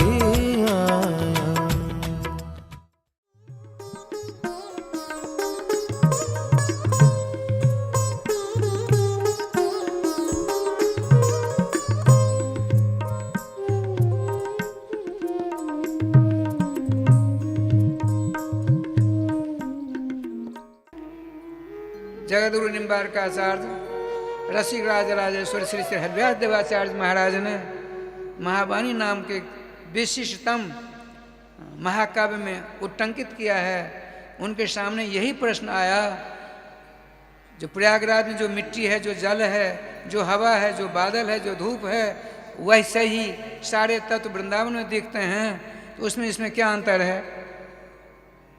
जब हम अन्य प्रांतों में जो पंच तत्व दिखते हैं, वही वैसे यहाँ दिखते हैं, इसमें उसमें क्या अंतर है? तो क्या कहते हैं वो, यही है भूल भरमो न कोऊ, भूल भर में ते भव भटक मरी हैं, लाडली लाल के नित्य सुख सार बिनु, कौन विधि वारते पार पड़ी हैं। यही श्रीधाम वृंदावन, रसमय वृंदावन, आनंदमय वृंदावन, जत्र प्रविष्ट शकलो भी जंतु आनंद सच्चित घंटा मुपेति, वह यही वृंदावन है। कलयुग को देख करके इन्होंने जड़ रूप धारण कर लिया है। जब कुछ दिन अंतरंग भावना से भावित होकर के श्री ब्रजरज की सेवा करोगे तो रज रानी अपने वैभव, वास्तविक वैभव के दर्शन करा देंगे आपको, इसमें दो राय नहीं है। जय जय वृंदावन आनंद मूल, नाम लेत पावत प्रणय रति, युगल किशोर देत निज कूल। श्रीधाम वृंदावन की यही तो विशिष्टता है, यही महिमा है, जो श्रीधाम वृंदावन में कुछ दिन रहना पड़ेगा भैया। मुझ जैसा नहीं, गए कुछ दिन रह करके भागे भागे चक्कर काटते हैं तब तो काम। अब अंत में क्या होगा वो जाने, लेकिन देख लीजिए क्या लीला है। श्री वृंदावन बिहारी लाल की जय। राधे श्याम जी क्या लीला होती है। श्री अर्जुन के मुखारविंद से द्वारका का स्वर्गारोहण श्रवण कर परीक्षित जी को राज तिलक दे करके युधिष्ठिर जी महाराज यहाँ से प्रस्थान करते हैं, अपने जहाँ जाना था चले गए अपने दिव्य लोक में। परीक्षित जी दिग्विजय करते हैं, दिग्विजय में पूर्णतया सफलता प्राप्त होती है। कली के ऊपर निग्रह किया है। कली ने कहा महाराज हमको स्थान दीजिए। उसने कहा, कलयुग ने 4 स्थान दिया उन्होंने, जहाँ दूत होता है, जहाँ हत्या होती है, जहाँ मांस आदि का क्रय विक्रय होता है, जहाँ असत बोला जाता है, वहाँ तुम रहो। तो उसने कहा हमारा आप हमको अकेले देखते हो, बड़ा विशाल परिवार मेरा है। तो आपने स्वर्ण में कहा सोना में रहो। इसका अर्थ टीकाकारों ने किया है, जो अन्याय के द्वारा उपार्जित जो स्वर्ण है उसमें कली का वास है, कलयुग का वास है। न्यायोपार्जित सुवर्ण में कलयुग की पहुंच नहीं हो सकती। इसलिए तो भगवान के निमित्त जो भावुक सेठ साहूकार सोना के मुकुट बनाकर देते हैं, उससे उनका भी कल्याण होता है। ठाकुर जी का विधान तो बड़ा अपूर्व है ना, सब कुछ है और सबों की काट जगह जगह उपलब्ध होती है। श्री वृंदावन बिहारी लाल की जय। अब देखिए ऐसा कह करके आप चले आए राजधानी में। एक दिन चक्कर काटते काटते अकेले बड़ा विलक्षण हिसाब किताब शिकार खेलते खेलते तीव्रगामी घोड़ों के द्वारा रथ पर बैठ करके बिहार पहुंचते हैं। हस्तिनापुर से बिहार पहुंचे, कौशिकी नदी के किनारे। श्रीमद् भागवत महापुराण का प्राकट्य में बिहार का कम योगदान नहीं है। श्री वृंदावन बिहारी लाल की जय। कौशिकी नदी के किनारे एक शमीक ऋषि जागृत स्वप्न सुसुप्ति तीनों अवस्था को अतिक्रमण करके, जागृत स्वप्न सुसुप्ति चौथी अवस्था है तुरीय अवस्था। तुरीय अवस्था कहते हैं, तुरीय अवस्था पन्नो गोपाल। गोपाल तापनी उपनिषद में वर्णन है। जिस भाग्यशाली को चौथी अवस्था प्राप्त होती है वह सदा श्रीमान गोपाल जी के दर्शनानंद को प्राप्त करता रहता है। अत्रि जी का अत्रि शब्द का क्या अर्थ है? न विद्यन्ते तिस्रः अवस्था जत्र स अत्रि। अत्रि ब्रह्मर्षि अत्रि जी के पास जागृत अवस्था नहीं है, स्वप्नावस्था नहीं है, सुषुप्ति अवस्था नहीं है। केवल राधे श्याम जी गोपाल जी के दर्शन आनंद प्राप्त करते रहते हैं, तुरीय अवस्था में रहते हैं। और उनकी श्रीमती जी का क्या नाम है? अनुसुईया। अनुसुईया का अर्थ व्याकरण करता है, एक होता है असूया। असूया माने अन्येषाम गुणेषु दोषाविष्करणम असूया। आपके गुणों में से अवगुण निकालने की जो प्रक्रिया है, जो भाव है, उस भाव का नाम असूया। न विद्यते असूया भाव जस्याम सा अनुसूया। राधे राधे। हमेशा दूसरों में गुण ही को देखने वाली श्रीमती असूया जी को वह दिव्य फल रत्न प्राप्त हुआ। अति अनसुईया जी महाराज ठाकुर जी की कृपा से वहाँ आप गए हैं, मुकुट पहने हुए हैं, अपना प्रभाव जमा डाला, प्यास लगी, समीक ऋषि के पुत्र का नाम श्रृंगी ऋषि छोटे छोटे बच्चों के साथ स्नान करने के लिए वो सब के सब गए हैं कौशिकी नदी के पास में स्नान कर रहे हैं। इतने में कलयुग ने प्रेरणा की, इनको प्यास लगी, आगे बढ़ते हैं। ये पद्मासन लगा करके श्री गोपाल जी के मांगलिक दर्शन आनंद को प्राप्त कर रहे हैं समीक ऋषि महाराज। कलयुग ने कहा क्या करते महाराज, शास्त्र ने कहा है किसी महात्मा किसी ब्रह्मचारी के यहाँ किसी के यहाँ राजा आवे तो उठ करके उनका स्वागत सत्कार करना चाहिए, लेकिन आपकी अवहेलना की है, धनुष पर प्रत्यंचा चढ़ा के इनका सर धड़ से अलग कर दो। ऐसा करना चाहा, धनुष पर प्रत्यंचा चढ़ाई, तरकस से बाण निकाला, कान तक आ गया। इतने में क्या लीला हुई राय स्वामी ठाकुर जी का विधान देखिए, तुरंत आपने कहा ना गलत बात, तरकस में बाण रख देते हैं, प्रत्यंचा को उतार कर धनुष रख लेते हैं। कलयुग ने सोचा ये तो शाकांक्ष है, सावधान है, सतर्कता हटी दुर्घटना घटी, अब क्या किया जाए। श्री जी कृपा से एक मरा हुआ सांप वही बन गया कलयुग, और प्रेरणा दी आप प्यासे हो, ये बार बार कहते हैं मैं परीक्षित प्यास से परेशान हूँ, थोड़ा पानी दीजिए, महात्मा जी थोड़ा पानी पिलाइए, जल पिलाइए। इस लोक में तो थे नहीं, वो तो श्री सर्वेश्वर श्याम सुंदर के चरणामृत का रसास्वादन कर रहे थे। कलयुग ने तो बुद्धि बिगाड़ी डाली थी, बाण की नोक से मरा हुआ सांप लेकर उनको पहना दिया, रथ पर बैठकर चले गए। इधर मालूम पड़ा समीक, इनके बालक बच्चा समीक ऋषि है, उसने क्रोध से राय स्वामी जी बिलबिलाता हुआ कौशिक क्या को उपस्थित से भागवतम विसर्ज हो, कौशिकी नदी का जल हाथ में लिया और वज्र के समान इस प्रकार से वाणी का प्रयोग कर डाला। इति लंघित मर्यादम, अरे दुष्ट तुमने विधाता के द्वारा बनाई हुई मर्यादा का उल्लंघन किया है। सप्तमी नित्वांतंग क्षति, 7वें दिन यही सांप तक्षक बनकर तो उसको काट खाएगा। पानी फेंका, आता है, पिताजी गले में सांप देकर जोर जोर से रोने लगा। कुछ देर बाद इनके नेत्र उद्घाटित होते हैं, क्यों रोते हो, क्या बात है, सारी बात सुना दी। सांप को बाहर अलग करते हैं, भगवान से प्रार्थना करते हैं, हे सर्वेश्वर श्याम सुंदर, मेरे कच्ची बुद्धि वाले बच्चे से अपराध हो चुका है, हम इसकी ओर से आपसे क्षमा चाहते हैं। देखिए,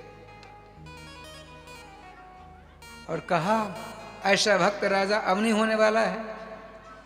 एक तुमने क्या कर डाला, उर्दंड धृतस्तोया स्पष्ट लिखा है, अपराध उनका छोटा सा, तुमने इतना बड़ा विशाल दंड का प्रयोग कर डाला।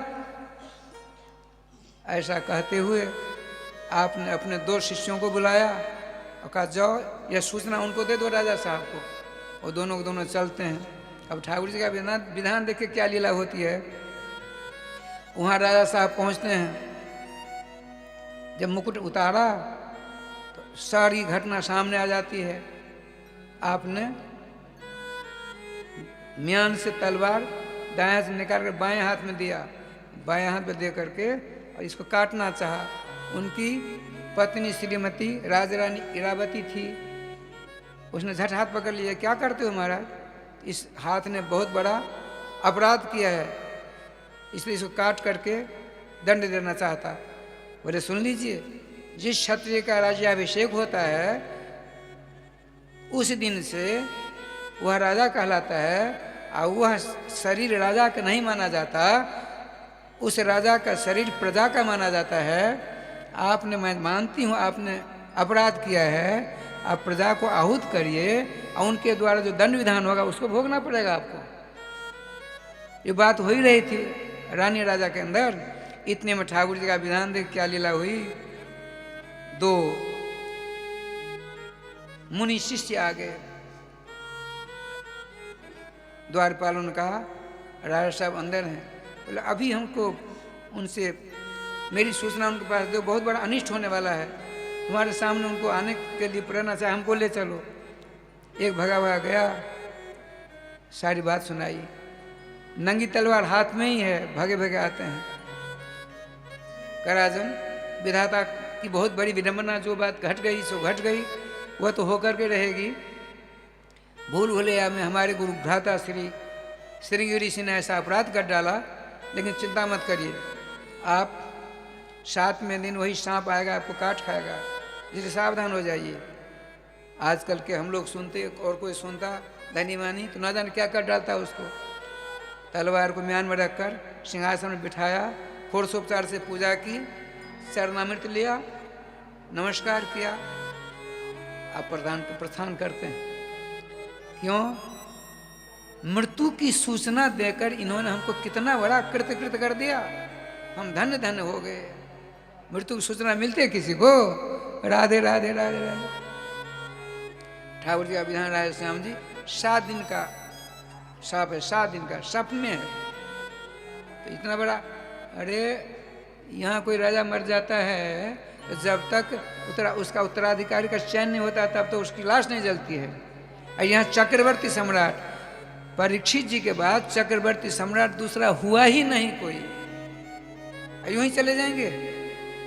तो सप्तमे का अर्थ करिए, सप्त च महचैति स्वप्न ते एक शेष स्वप्न, अर्थात सप्त माने 7, म माने 5, मकारः पंच प्रकीर्तितः। केरल को उसमें लिखा है मकारः पंच प्रकीर्तितः, मकार के 5 अर्थ होते हैं। तो 7, 5, 12 हुए। 5 दिनों में अपना उत्तराधिकारी चयन करके वहाँ से प्रस्थान करते हैं। लेकिन यह बात बिजली के करंट के समान पूरे इनके राज्य क्षेत्र में फैल जाती है। केवल धोती पहनी हुई है, जनेऊ है, एक दुपट्टा है, भगवान श्री कृष्ण के मंगल में नमामृत का रसास्वादन करते हुए प्रस्थान करते हैं। हस्तिनापुर से चले आए मुजफ्फरनगर जिला में सुखताल है, सुखताल के पास आपने एक सिंहासन मंगवा रखा था। इतने में राधे श्याम जी वो बड़े बड़े महापुरुष आए, प्रश्नोत्तर हुआ, प्रश्न किया। अंत तो कहता भगवान सुखदेव जी का पदार्पण हुआ। सुखदेव जी से प्रश्न करते हैं, ये अधिकार का स्कंद संपन्न होता है। राधे श्याम जी दूसरा स्कंद प्रारंभ होता है, इसमें मात्र 10 अध्याय हैं। तो प्रथम अध्याय का जो पहला मंत्र है उसमें श्रीमान सुखदेव जी बोलते हैं। सुखदेव जी महाराज 12 वर्षों तक अपनी माँ के पेट में थे, उसके बाद जंगल जा कर के 75 दिन 2.5 महीना तक ब्रह्म की रट लगाई, अहम ब्रह्मास्मि। और उसके बाद भगवान श्री कृष्ण की लीला से आकृष्ट होकर के श्रीमद् भागवत महापुराण का अध्ययन किया 90 दिनों तक। तो 5.5 महीने हुए। और उसके बाद आपने प्रतिज्ञा की मेरे समान जिस दिन श्रोता मिलेगा उसी दिन बोलूंगा। 12 वर्ष 5.5 महीना की अवस्था श्रीमान सुखदेव जी नंगे विचरण करते हैं, श्रोता ढूंढ रहे हैं। मेरे समान श्रोता हो तो उनके समान तो वही हैं। न तत्संस भगवती श्रुति कहती है, न तत् समस्या भेद का दृश्यते। भगवान के समान कोई दूसरा है ही नहीं। जब भगवान के समान ही कोई नहीं है तो उनसे बड़े होने की संभावना तो बिल्कुल निराधार है। भगवान श्री कृष्ण ही तो सुखदेव जी हैं। अब भगवान श्री कृष्ण ही परीक्षित बनकर आएंगे तब न इनकी अभिलाषा की पूर्ति होगी। राधे श्याम जी ढूंढते ढूंढते आज पहुंच गए कहाँ? मुजफ्फरनगर सुखताल। इनके पिता पितामह आदौ 12 वर्ष गर्भ शयनम जातस्य जानम बने ब्रह्मानंदलयम गतस्य च पुनः श्री कृष्ण लीला रुचि अग्रे व्यास पराशरादि महताम सिंहासने संस्थितः श्रीमद व्यास सुतस्य तस्य चरितम किम किम न लोकोत्तरम। बताते हैं 12 वर्षों तक अपनी माँ के पेट में रहे। उसके बाद पिताजी से, वेदव्यास जी से भागवत पढ़ करके विराजमान भरी सभा में व्यास जी, पराशर जी, शक्ति जी, भगवान वशिष्ठ जी, नारद, गौतम, धौम, पराशर सबके सब हैं, बिल्कुल सिंहासन पर आकर बैठ जाते हैं। श्रीमान परीक्षित जी ने सामूहिक निवेदन किया। अब बोलते हैं, देखिए क्या बोलते हैं, क्या सुंदर बात बताइए। बरिया ने सुते प्रश्न कृतो लोक हितो नृपो। हे राजन, तुमने जो प्रश्न मुझसे किया है, ऐसा प्रश्न सृष्टि के प्रारंभ से आज तक किसी ने किसी से किया ही नहीं था। कोई प्रश्न करने जाता है किसी महात्मा, किसी विद्वान के पास, मोक्ष की बात करेगा, अच्छे कच्चे बच्चों की बात करेगा, संसार की बात करेगा, और तुम्हारे पास कितना बड़ा सांप, उसे तुम बोझिल हो रहे हो, अपनी चिंता तनिक भी नहीं। अनंत ब्रह्मांड के जीवों के हित की बात को अपने दिल दिमाग में रख करके तुमने मुझसे प्रश्न किया है। म्रियमानस सर्वथा, जिसको यह मालूम पड़ गया मेरी मौत 7वें दिन होगी, उस प्राणी को, उस मनुष्य को, उस जीव को कौन से देवता का नाम, कौन से देवता का ध्यान, कौन से देवता के चरणों की अर्चना, या इससे विलक्षण कोई बात हो तो सुना दो, लेकिन तुमने अपने विषय में कुछ नहीं सोचा। राधे राधे। इसलिए यह प्रश्न तुम्हारा अब तक किए गए समस्त प्रश्नों का सम्राट माना जाएगा। राजन देखो, यदि किसी को अमरत्व की उपलब्धि करनी हो, कुछ नहीं करे, बहुत सारे बातों का वर्णन है। अंत तो कहा कि भगवान श्याम सुंदर के मंगलमय नामामृत को जो अपने कंठ का हार बना लेगा, अपनी जीवा से हमेशा पान करता रहेगा, और कभी मरेगा ही नहीं। जो मरता है वह न जन्म लेता है। जाता से ध्रुव मृत्यु ध्रुव जन्म लेता सच आदिभाव शतान पर प्राणा मृत्यु। लेकिन जो भगवान नामाश्रय प्राप्त कर, भगवत आश्रय नहीं, राधे राधे, भगवान का आश्रय से नहीं लाभ होगा। भगवान के मंगल में नाम का जो आश्रय ले लेंगे मनसा वाचा कर्म ना, वह मरेंगे नहीं। मरेंगे नहीं तो जन्म कैसे होगा। राधे राधे। तो कहा गुरुदेव एक निवेदन करूं, बोलो, निसंकोच बोलो। तो आपके दिमाग की उपज है, नाम के ऊपर बहुत जोर देते हो आप, कि किसी ने ऐसा आपसे पहले कहा है, तो क्या कहते हैं सो सुनिए। राधे राधे। एतन निर्विद्यमानानाम इच्छिता मौकुतो भयम योगिनाम निर्णीतम हरे नामानुकीर्तनम। क्या डंके की चोट में श्रीमान शुकाचार्य जी महाराज सिद्धांत स्थापित करते हुए क्या सुंदर बात बताई। क्या सुनो, जिसको संसार नहीं त्रिलोकी की समस्त सुख सुविधा प्राप्त हो चुकी है, किंतु अशांति है, उसको भी श्री नाम की शरण ले लेनी चाहिए। यदि किसी को मोक्ष की इच्छा हो तो नाम की शरण ले लेनी चाहिए। ये मैं ही नहीं कहता, राधे राधे। योगी नाम निर्णीतम, अर्थात बड़े बड़े योगियों का निर्णीत सिद्धांत है राजन, हरे नामानुकीर्तनम, अनुक्षण भगवान के मंगल में नाम का कीर्तन, स्मरण, चिंतन, जप करना चाहिए। कल युग में यज्ञ से कुछ नहीं होने वाला है। यद्यपि धर्म ग्रंथ कहता है यज्ञो वै विष्णु हो, यज्ञ तो साक्षात भगवान श्री कृष्ण का तनु है, शरीर है, विग्रह है। राधे राधे। अब कुछ दूसरी बात हो रही, इसलिए हमारे गवैया जी अपने मंगल में छोटे शब्दों के द्वारा आपको सही जगह पर ले आते हैं। श्री वृंदावन बिहारी लाल की जय।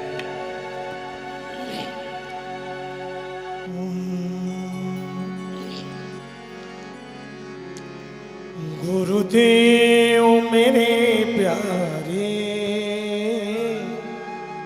मुझको ऐसा भर दो गुरुदेव मेरे प्यारे, मुझको ऐसा गाइए। सुखदेव मेरे प्यारे,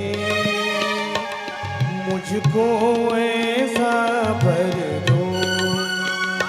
सुखदेव दया करके मुझको ऐसा भर दो। सेवा सुमिरन सत्संग झोली में मेरी भर दो।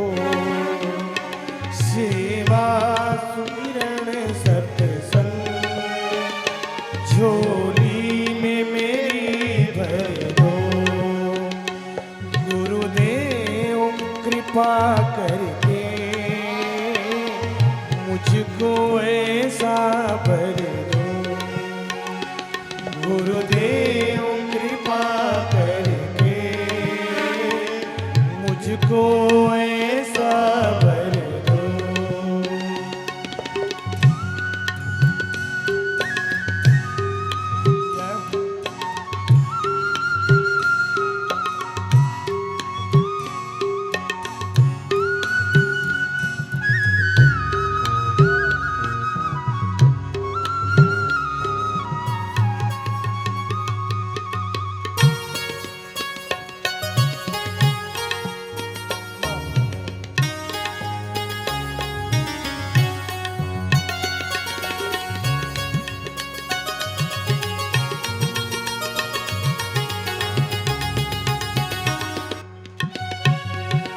सेवा हो शबरी सी और प्रेम हो मीरा सा। सेवा हो शबरी सी और प्रेम हो मीरा सा। श्रद्धा हो तुलसी सी और बोल कबीरा सा। श्रद्धा हो तुलसी सी और बोल कबीरा सा। इस नीरस जीवन में तुम प्रेम का रस भर दो। इस नीरस जीवन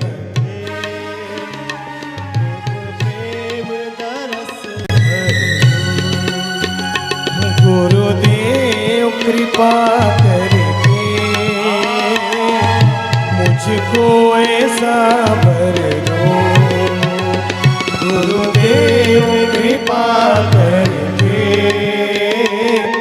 मुझको ऐसा भर दो।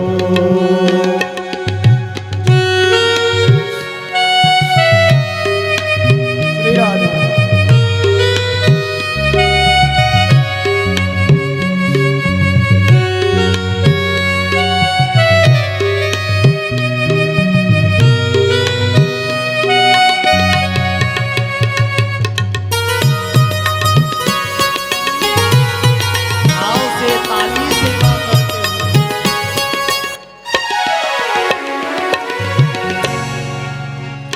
हृदय में समा जाओ प्रभु ये घर तेरा है।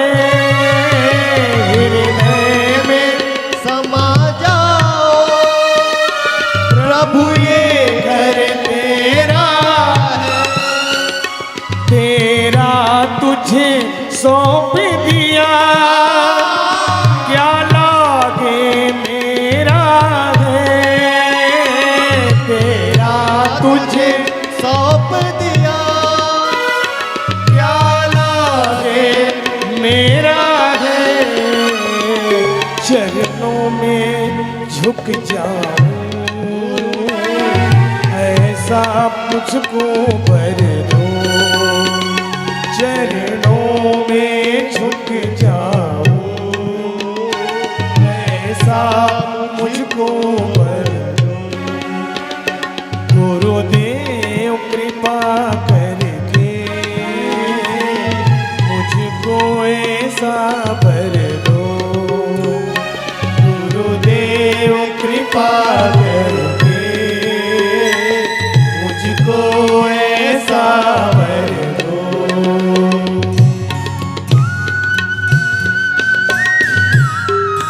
श्री राधे।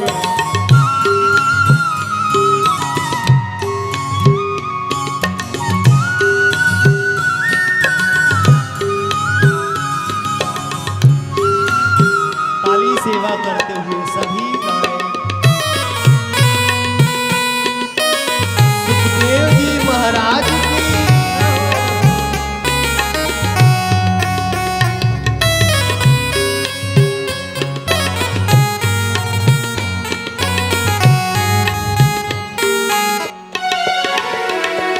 इस जग में रह करके इस जग से दूरी रहूं। इस जग में रह कर के इस जग से दूरी रहूं। हर पल तेरा नाम जपूं। तेरी भक्ति में चूरी रहूं। हर पल तेरा नाम जपूं। तेरी भक्ति में चूरी रहूं। बस एक ही अरमान है जिसे तुम पूरा कर दो। बस एक ही अरमान है जिसे तुम पूरा कर दो। गुरुदेव कृपा करके मुझको ऐसा वर दो। गुरुदेव कृपा करके मुझको ऐसा वर दो। शुक्रदेव कृपा करके मुझको ऐसा वर दो। शुक्रदेव कृपा करके मुझको ऐसा या राधे कृष्णा राधे कृष्णा कृष्णा कृष्णा राधे राधे राधे कृष्णा।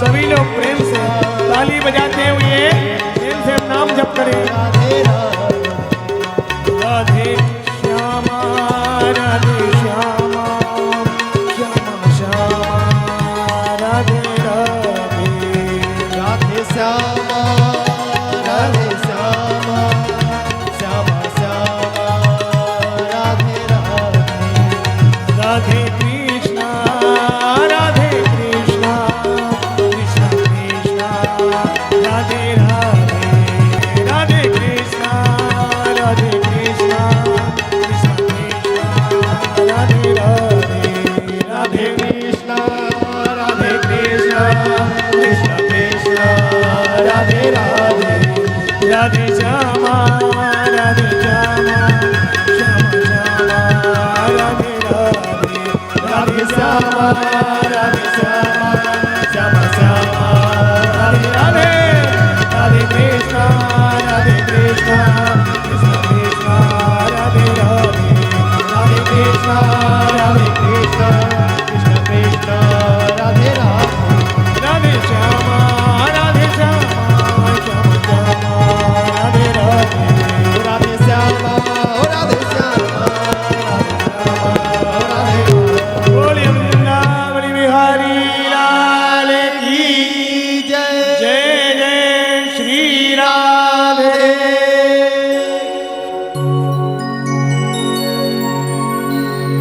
जय जय श्री राधे। जय श्री राधे।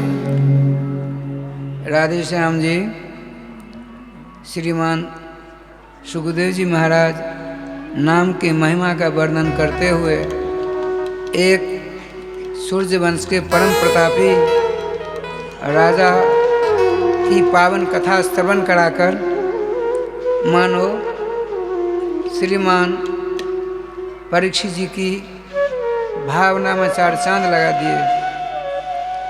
आपने कहा गुरुदेव मेरी समझ में बहुत सुंदर बात आ गई।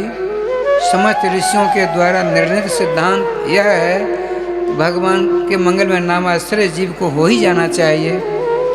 यदि आप इसके ऊपर एक दृष्टांत छोटा सा सुना दे तो बिल्कुल दिमाग में बात आ जाती। तो कहा सुनो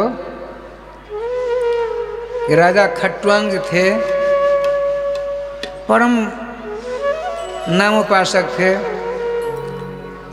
आप कहोगे उनकी परंपरा में राम जी तो हजारों लाखों वर्ष बाद आए, तो भगवान राम विग्रहवान होकर आए, नाम तो पहले से थे।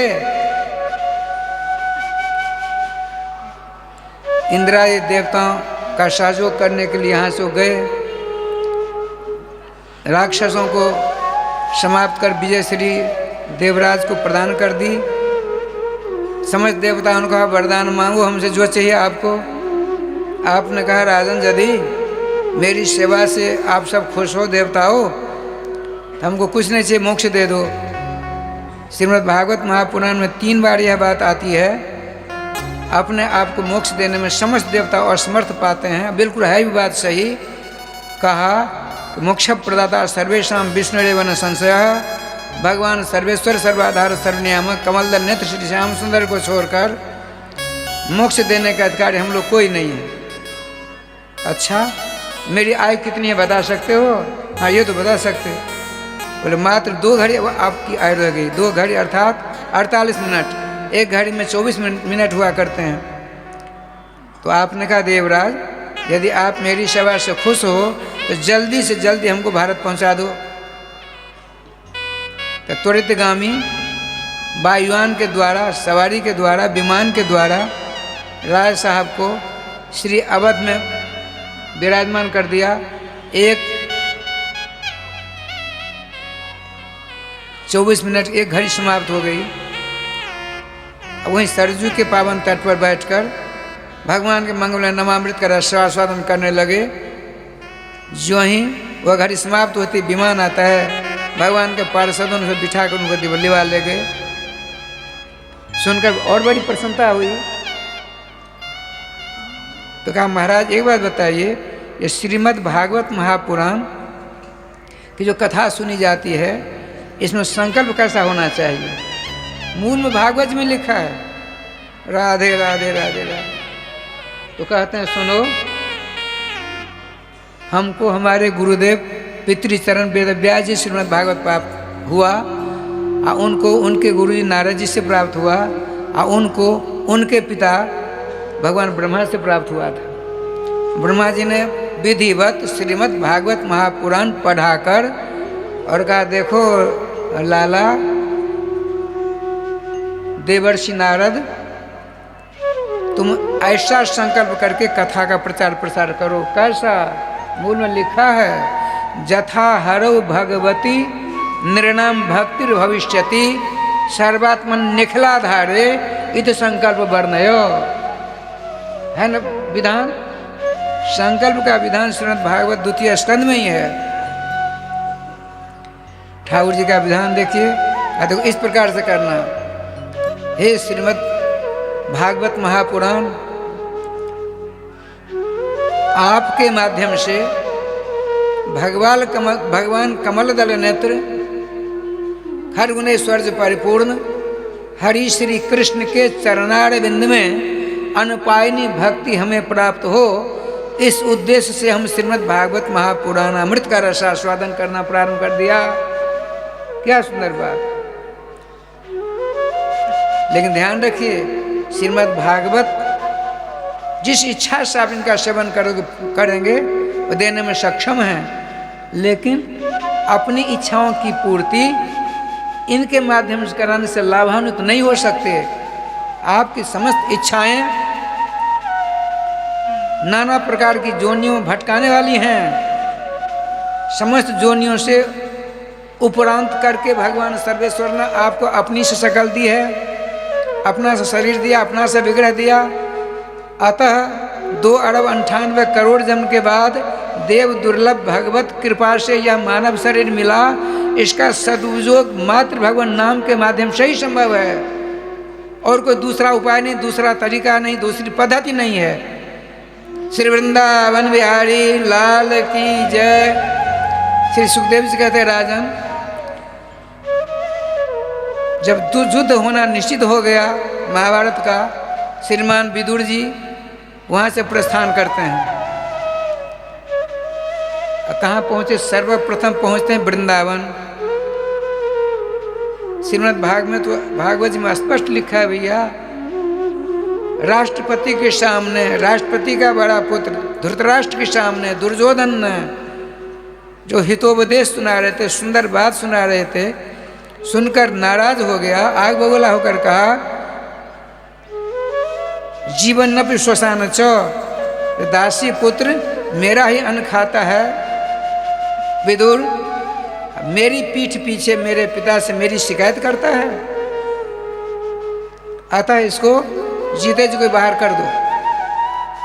आपने कहा, भक्त शिरोभूषण विदुर जी ने कहा, युवराज निकाला तो उसको जाता है जो निकलने के लिए तैयार नहीं, मैं तो इनको कहकर जाने ही वाला था, अच्छा हुआ अब मैं चलता हूँ। श्री सुखदेव जी के वचनामृत को श्रवण कर परीक्षित जी ने कहा, हे आचार्य चरण, तो प्रधानमंत्री थे, कुरुकुल के प्रधानमंत्री, जब यहाँ से चलते हैं कुछ सोना चांदी हीरा जवाहरात लेकर चले कि नहीं चले? राधे राधे। कहते नहीं कुछ नहीं। गुरु जी कैसे संभव है तो प्रधानमंत्री निष्कासित? अरे आजकल ओहो राधे राधे, करोड़ों रुपया खर्च करके हम एमपी बनते हैं, अरबों का संग्रह कर लेते हैं। ये एमपी की बात है, मंत्री की बात अलग है, प्रधानमंत्री वाला बात अलग है। चलिए प्रकृति मनुष्यराम ठाकुर जी की कृपा से परीक्षित जी कहते हैं, आचार्य चरण, ये प्रधानमंत्री श्री विदुर जी जो निकले कुछ ले गए थे? कुछ नहीं भैया, नहीं गुरु जी कुछ ना कुछ तो ले गए होंगे, कुछ न कुछ तो ले गए होंगे। उनका हाँ एक चीज ले गए, तो कौन सी चीज थी वह? बताते हैं, कौरवों का पुण्य लेकर चल दिए। कौरवों का जो पुण्य था उस पुण्य को लेकर के श्रीमान विदुर जी प्रस्थान करते हैं। बोला बताइए, पुण्य का फल क्या है? शांति, सुख, आनंद। अब पुण्य चला गया तब क्या होगा? अशांति, तकलीफ, विवाद, कलह पर कलह। महाभारत जैसा ऐतिहासिक कलह उपस्थित हो गया। अच्छा वृंदावन पहुंचते हैं, उससे पहले हमारे देखिए द्वारका के प्रधानमंत्री उद्धव जी, हस्तिनापुर के प्रधानमंत्री विदुर जी, पहले आए द्वारका के प्रधानमंत्री उद्धव जी, ब्रज में लेटते हैं, रोते रोते राधे राधे करते हैं, भगवान श्री श्याम सुंदर का नाम लेते हैं। खाना पीना सब दूभर हो गया है, 2-2 3-3 दिन बीत जाते हैं। ब्रजवासी भोजन थार लेकर सामने उपस्थित, लेकिन जय गोपाल जी, द्वारकाधीश श्री कृष्ण की विरह वेदना में ये तड़प रहे हैं। विदुर जी आते हैं, लोगों से पूछा, भाई यहाँ सबसे विलक्षण आजकल कोई साधक संत हैं? संत सब एक से होते भैया जी। संत शब्द का अर्थ होता है सम कल्याणम सर्वेशम कृते करोति जैसा संत तनोति विस्तारयति। जो आशु चांडाल पर्यंत सबों के हित की ही चर्चा हमेशा करे, उसका नाम संत होता है। ब्रजवासियों का एक बड़े विलक्षण संत आए हैं द्वारकाधीश से, उनका नाम उद्धव है। अब तो हृदय से राय में ऐसी ललक जागृत हुई, कब उनके दर्शन हो। वो बैठकर अश्रु विमोचन करते हुए यमुना के पावन तट पर उद्धव जी श्री कृष्ण नाम अमृत का रसास्वादन कर रहे थे। विदुर जी जाते हैं, स्वनामोच्चारण पूर्वक साष्टांग प्रणिपात करते हैं। विदुर आपके चरणों में नमन करता है। विदुर नाम कर्ण गोचर होते ही नेत्र खुलते हैं उद्धव जी के। वो लेटे थे, उनको उठाकर हृदय से लगा लिया। देखिए, दोनों पूर्व प्रधानमंत्री हैं, दोनों पूर्व प्रधानमंत्री, लेकिन दोनों अभिमान से रहित हैं। भान ही नहीं हो रहा है कि हम प्रधानमंत्री थे। कई घंटों के बाद दोनों आमने सामने बैठते हैं। विदुर जी ने प्रश्न कर डाला, द्वारका से संबंधित बहुत से प्रश्न किए। अंत में पूछते हैं, द्वारकाधीश भगवान सर्वेश्वर श्याम सुंदर स्वकुशल तो हैं? सुनते ही मूर्छितावस्था प्राप्त हो जाती, संज्ञा शून्य हो गए, अष्ट सात्विक भाव जागृत हो जाते हैं, अविरल असुर प्रपात हो रहा है। ध्रुव जी ने सोचा, विदुर जी ने सोचा क्या किया जाए। आपने श्री कृष्ण मंगलमय श्री कृष्ण श्री कृष्ण श्री कृष्ण श्री कृष्ण नाम जब बार बार कीर्तन करते हैं नाम का, तो कर्णाकाश के द्वारा हृदय आकाश में पहुंच जाता है, नेत्र खुलते हैं, उठकर बैठ जाते हैं। आपने कहा, भक्त शिरोभूषण आप धन्य हो धन्य हो धन्य हो।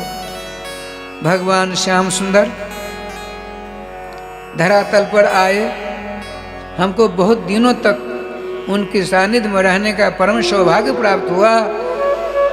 क्या कहते हैं सो सुनिए। दुर्भगो बत लोकोयम जदवो नितरामपि। धरातल के सभी प्राणी दुर्भागे हैं, हम जदुवंशी तो उनसे कई गुना ज्यादा दुर्भागे हैं। हमने उनको पहचाना नहीं। विदुर जी, आप तो धन्यवाद के साक्षात पात्र हो। क्यों? जब भगवान द्वारकाधीश हमको श्रीमद् भागवत महापुराण कथा सुना रहे थे, न जाने कितनी बार आपके नाम उनकी जिह्वा से उच्चारित हुए।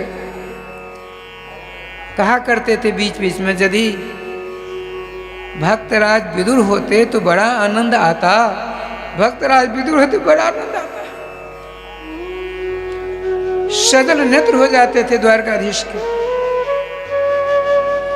तो आपने कहा, हमको भागवत जी सुना दीजिए। विदुर जी ने कहा। तो राधेश्याम जी रात भर दोनों भगवान श्री श्याम सुंदर के मांगलिक गुणानुवाद गाते गाते व्यतीत कर डाले। सवेरा हुआ, उद्धव जी ने कहा, भक्तराज विदुर, मैं कथा कहने में असमर्थ हूं, मुझसे कथा नहीं हो।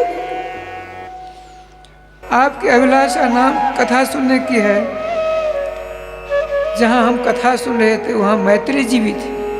ब्रह्मर्षि मैत्री जी आजकल कनखल में है, वहां जाइए, ऐसा ही प्रश्न करना, आपके ऊपर आर्द्र होकर के श्रीमद् भागवत अमृत का रसास्वादन लोग करा देंगे।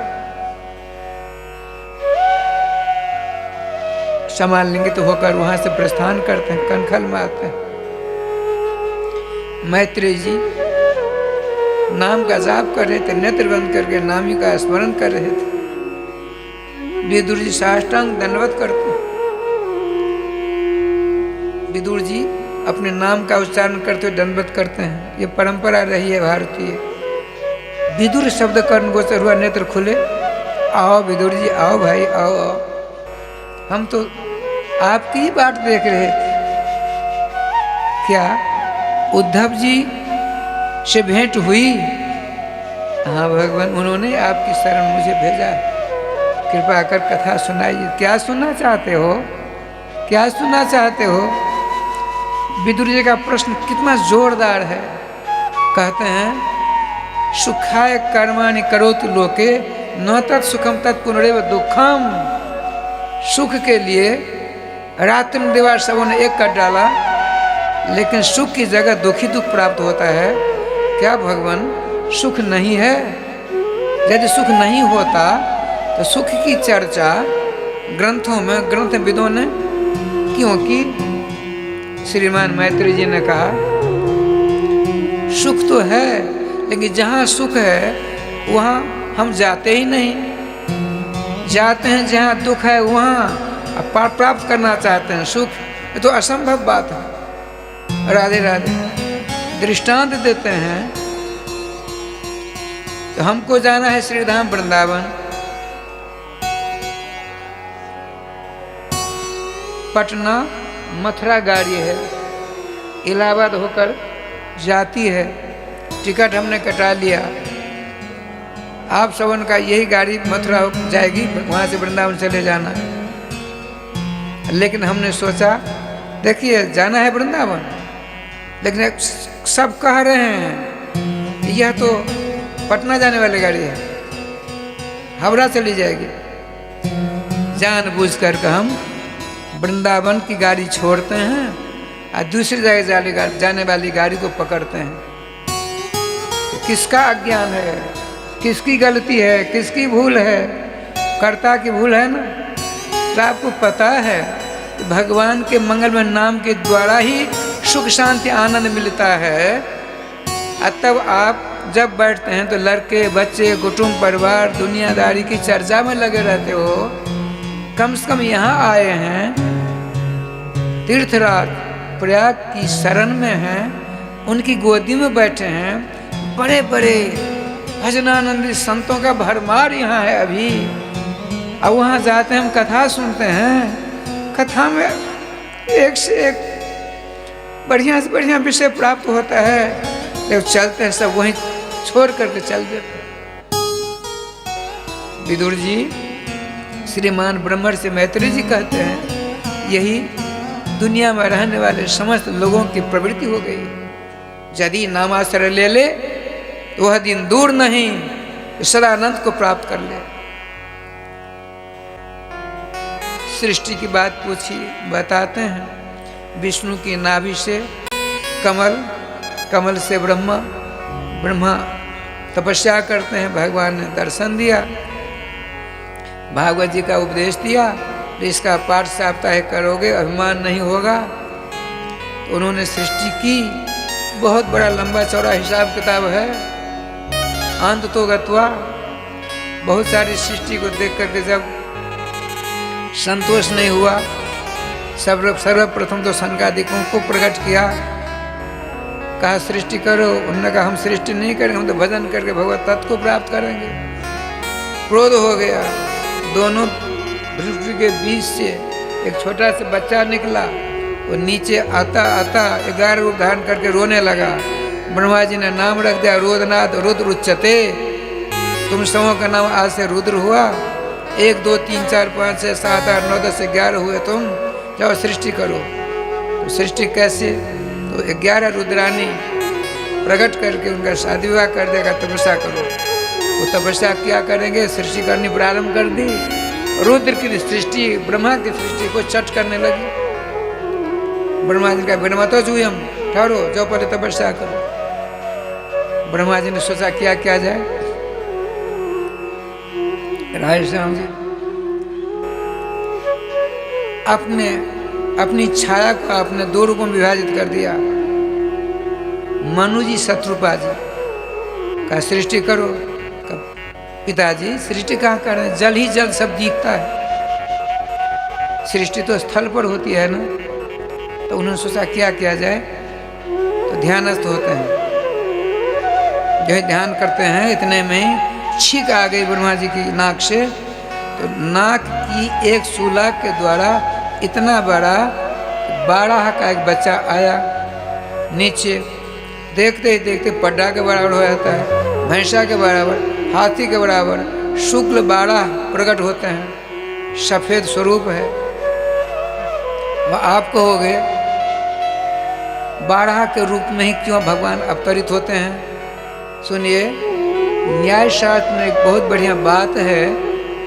पृथ्वी का लक्षण क्या है? तो तत्र गंधवती पृथ्वी, जिसमें गंध हो, सु और दूर तो उपसर्ग है, सुगंध दुर्गंध कहते हैं, गति गंधे धातु है। जिसमें खुशबू होती है, दुर्गंध गंध होती है, उसका नाम पृथ्वी है। अब पृथ्वी की आवश्यकता है तो घ्राणेन्द्र प्रधान बारह हुआ करता है, तो भगवान ने 12 का रूप धारण किया। अब जाते हैं, अर्चना आदि करने के बाद वहाँ से प्रस्थान, आपने प्रार्थना की भगवान सृष्टि कहाँ हो, उसका अच्छा ठीक, अब जाता है लाने के लिए। पृथ्वी थी रसातल में, भगवान उधर जाते हैं। इधर देखे क्या लीला होती है। भगवान विष्णु बड़े आनंद से विश्राम कर रहे हैं। 1:30 बज रहा था लगभग। महालक्ष्मी ने सोचा, महालक्ष्मी जी ने सोचा चल प्राण वल्लभ के दर्शन करूं, कुछ विचार विमर्श करना है। जो ही आती हैं गेट पर, फाटक पर, जय विजय ने रोका, अभी विश्राम में है। सुनते ही क्रोधातुर हो जाती हैं, लौट गई। 4-5 बजे ओम महाराज आग बबूला होकर आ गई सामने। आप तो जानते थे देवी जी क्या बात है, तो पहले एक बात बताइए, ये दोनों नौकर जय और विजय आप कही हैं कि इनके ऊपर मेरा भी कुछ अधिकार है?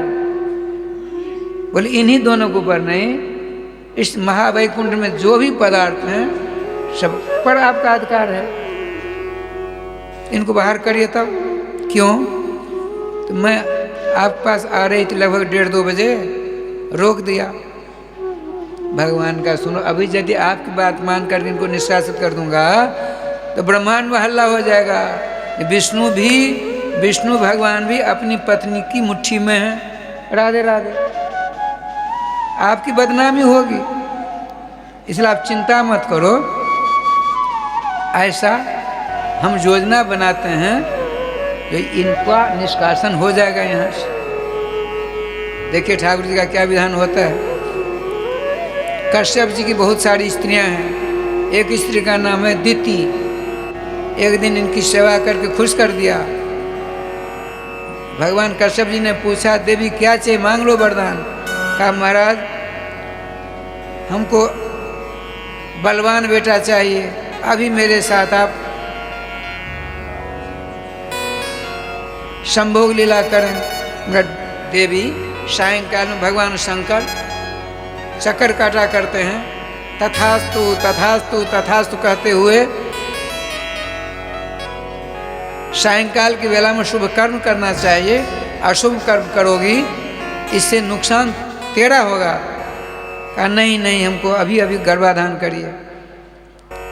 राजस्थान में करना पड़ा। कहा देखो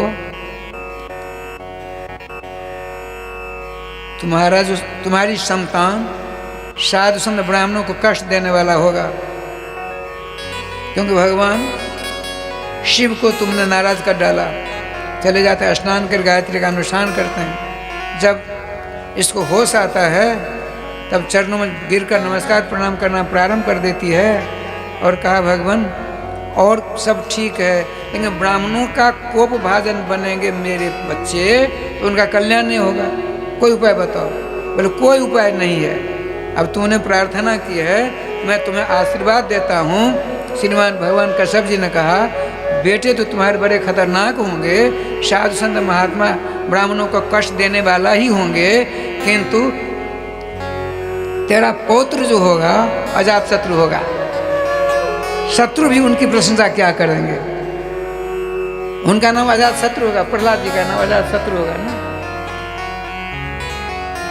राय श्याम जी अब डर के मारे दिति जी ने अपने गर्भ को 100 वर्ष तक रखा। यहाँ से निकलेगा तो बहुत बड़े बड़े अधर्म कर डालेगा, लेकिन 100 वर्ष बाद गर्भ के बोझ से बोझिल हो जाती है, चला फिरा नहीं जाता। आपने पतिदेव को नमस्कार करके कहा भगवान कोई ऐसा उपाय करिए, मैं अब अपने गर्भ के बोझ को सहन करने में असमर्थ हूँ, कृपया इसको यहाँ से निकालिए। राजस्वामी मंत्रों के द्वारा गर्भस्थ बच्चे को बाहर करते हैं। जो पहले आया उसका नाम रखा हिरण्याक्ष, जो पीछे आता है उसका नाम रखते हैं हिरण्यकश्यप। पहले गया है गर्भ में, जो पहले गया उसका नाम हिरण्यकश्यप है, जो आया पीछे नाम वही रहा। अच्छा दोनों का अर्थ होता है हिरण्य स्वर्ण अक्षिणी नेत्रे जैसे अशो हिरण्याक्ष, दूसरों के सोना के ऊपर जिसकी गिरध दृष्टि लगी रहती है उसका नाम हिरण्याक्ष होता है। और हिरण्यकश्यप का अर्थ है छोटा भाई ला देता है, हिरण्ये सुवर्ण कम सुखम तया शयनम कुरुद्यासा। हिरण्यकश्यप सोना पर सदा सोता रहता है, उसका नाम हिरण्यकश्यप। राजन बड़े बहुत बड़े दुर्दांत दोनों निकले। वो तो जन्म लेते ही विशाल रूप धारण करके 60 मन गदा लेकर के यहाँ चक्कर काटता है हिरण्याक्ष। चक्कर काटता काटता वरुण भगवान के पास पहुँचे। वरुण भगवान देखे राज धर्म शास्त्र में एक बात बहुत स्पष्ट लिखा हुआ है, क्या? सर्वप्रथम राजसी जग करने वाले वरुण जी महाराज, सबसे पीछे अंत में राजसी जग करने वाले आपके अजात शत्रु युधिष्ठिर जी हुए। बीच में न जाने कितनों ने जग किया, उनका नाम नहीं है। श्री जी कृपा से वह मंत्रिमंडल के मध्य में बैठे थे श्री वरुण जी। गदा को रख करके उसके ऊपर ठोरी रखकर चारों ओर बंदर घुरकी से देखने लगा। ध्यानस्थ होकर वरुण जी ने देखा कौन है? अरे तो विजय के अवतार हिरण्याक्ष हैं। आपने कहा आज विराजेंगे नहीं, हमने सुना है तुमने तीनों लोगों के ऊपर विजय प्राप्त कर राजसी जग किए हो। मेरी भुजा में खुजाड़ मच रही है, मुझसे युद्ध करो। अरे राम राम। उनका सुनिए मैं तो बूढ़ा हो चला, आप अभी नौजवान हो, समान बल वालों से युद्ध शोभा देता है, इसीलिए आप आगे चलिए, आगे जाइए। देवर्षि नारद जी मिलेंगे, आपके समान युद्ध का अता पता वही बताएंगे। ठाकुर जी का विधान जो आगे बढ़ते हैं, देवर्षि नारद जी मिल गए, बहुत बड़ी बात हुई। आपका ठीक ऐसा करो, 12 रूप धारण करके विष्णु रसातल से पृथ्वी ला रहे हैं। आपकी दोनों भुजाओं की खुजार मिटाने की क्षमता उन्हीं के हाथ पास है। वो चलता है, थोड़ी दूर गया, इतने में भगवान विष्णु अपनी डार पर, 12 भगवान अपनी डार पर पृथ्वी को लेकर आ रहे थे। इसने कहा अरे मायावी 12 रूपधारी विष्णु, तेरे जैसे जंगली पशु को ढूंढता ढूंढता मैं परेशान हो रहा हूँ। भगवान ने बहुत बढ़िया उत्तर दिया, मैं भी तुम जैसे ग्राम सिंह को ढूंढ रहा हूँ भैया। अच्छा वो आ गए। ग्राम सिंह कहते हैं कुत्ते को। भगवान तो 12 के उदाहरण जंगली पशु हैं, इसको कुत्ते की उपाधि से विभूषित कर दिया। इसको बड़ी गुस्सा आई। 60 मन की गदा थी, भगवान श्री 12 के ऊपर दे मारा इसने। भगवान ने तिरछे टेढ़े हो गए, गदा फेल हो गई। आपने पृथ्वी को अपने संकल्प से उपस्थित कर दिया, रख दिया, और दोनों भयंकर युद्ध होता है। सायंकाल की बेला आएगी, भगवान ब्रह्मांड का प्रभु रात हो जाएगी तो 8 गुना ज़्यादा इसकी शक्ति बढ़ जाएगी। कृपया शाम होने से पहले इसको समाप्त करें। आपने कहा चिंता मत करो, भजन करो, जो राधे राधे करो। अब भगवान ने राय स्वामी सुदर्शन चक्र का स्मरण किया, उसका सर धड़ से अलग कर नीचे सर गिरा है। श्री वृंदावन बिहारी लाल की जय।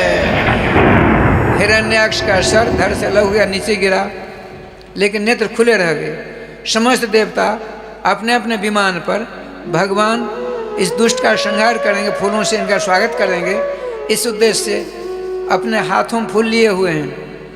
लेकिन इन्होंने देखा कितना बड़ा भाग्यशाली है हिरण्याक्ष, जो भगवान की छाती से छाती, हृदय से हृदय, जंघा से जंघा, पाँव से उनके चरण, हाथ से हाथ, कपोल से कपोल, मस्तक से मस्तक, सर्वांग से सर्वांग का स्पर्श प्राप्त कर लिया है। और मरने के बावजूद भी इसने अपने नेत्र बंद नहीं किए। मरने के पश्चात भी अपने दोनों नेत्रों से लावण्यामृत महामहोदधि भगवान 12 के रूप सौंदर्य का रसास्वादन कर रहा है। तो भगवान के ऊपर फूलों की बारिश छोड़कर उस भक्तराज हिरण्याक्ष के ऊपर फूलों की बारिश कर दी। भगवान ने सोचा मैं भी कुछ इसको दूं, तो क्या दूँ, भगवान पास क्या है, तो विजय श्री मिली है ना, तो विजय श्री मरणोपरांत उनको प्रदान कर देते हैं। श्री वृंदावन बिहारी लाल की जय। पृथ्वी आ गई, सब बड़े आनंद साथ राधे राधे करते हैं। इससे पहले मंत्र के द्वारा, तंत्र के द्वारा, यंत्र के द्वारा, फलों के द्वारा अच्छे कच्चे बच्चे हुआ करते थे। लेकिन अब क्या हुआ, पति पत्नी के संपर्क से बच्चा प्रारंभ होगा। मनु और शत्रुबाजी सर्वप्रथम राधे राधे कर रहे हैं। तो 5 संतानों का वर्णन है, 2 बेटे 3 बेटियां, आकुति, प्रसूति, आकुति, देवहूति और प्रसूति 3 बच्चियां हैं, और प्रियव्रत तथा उत्तानपा 2 बच्चे हैं। तो आकुति नाम की जो बेटी ऋचि नाम के ऋषि को आपने प्रदान कर दिया।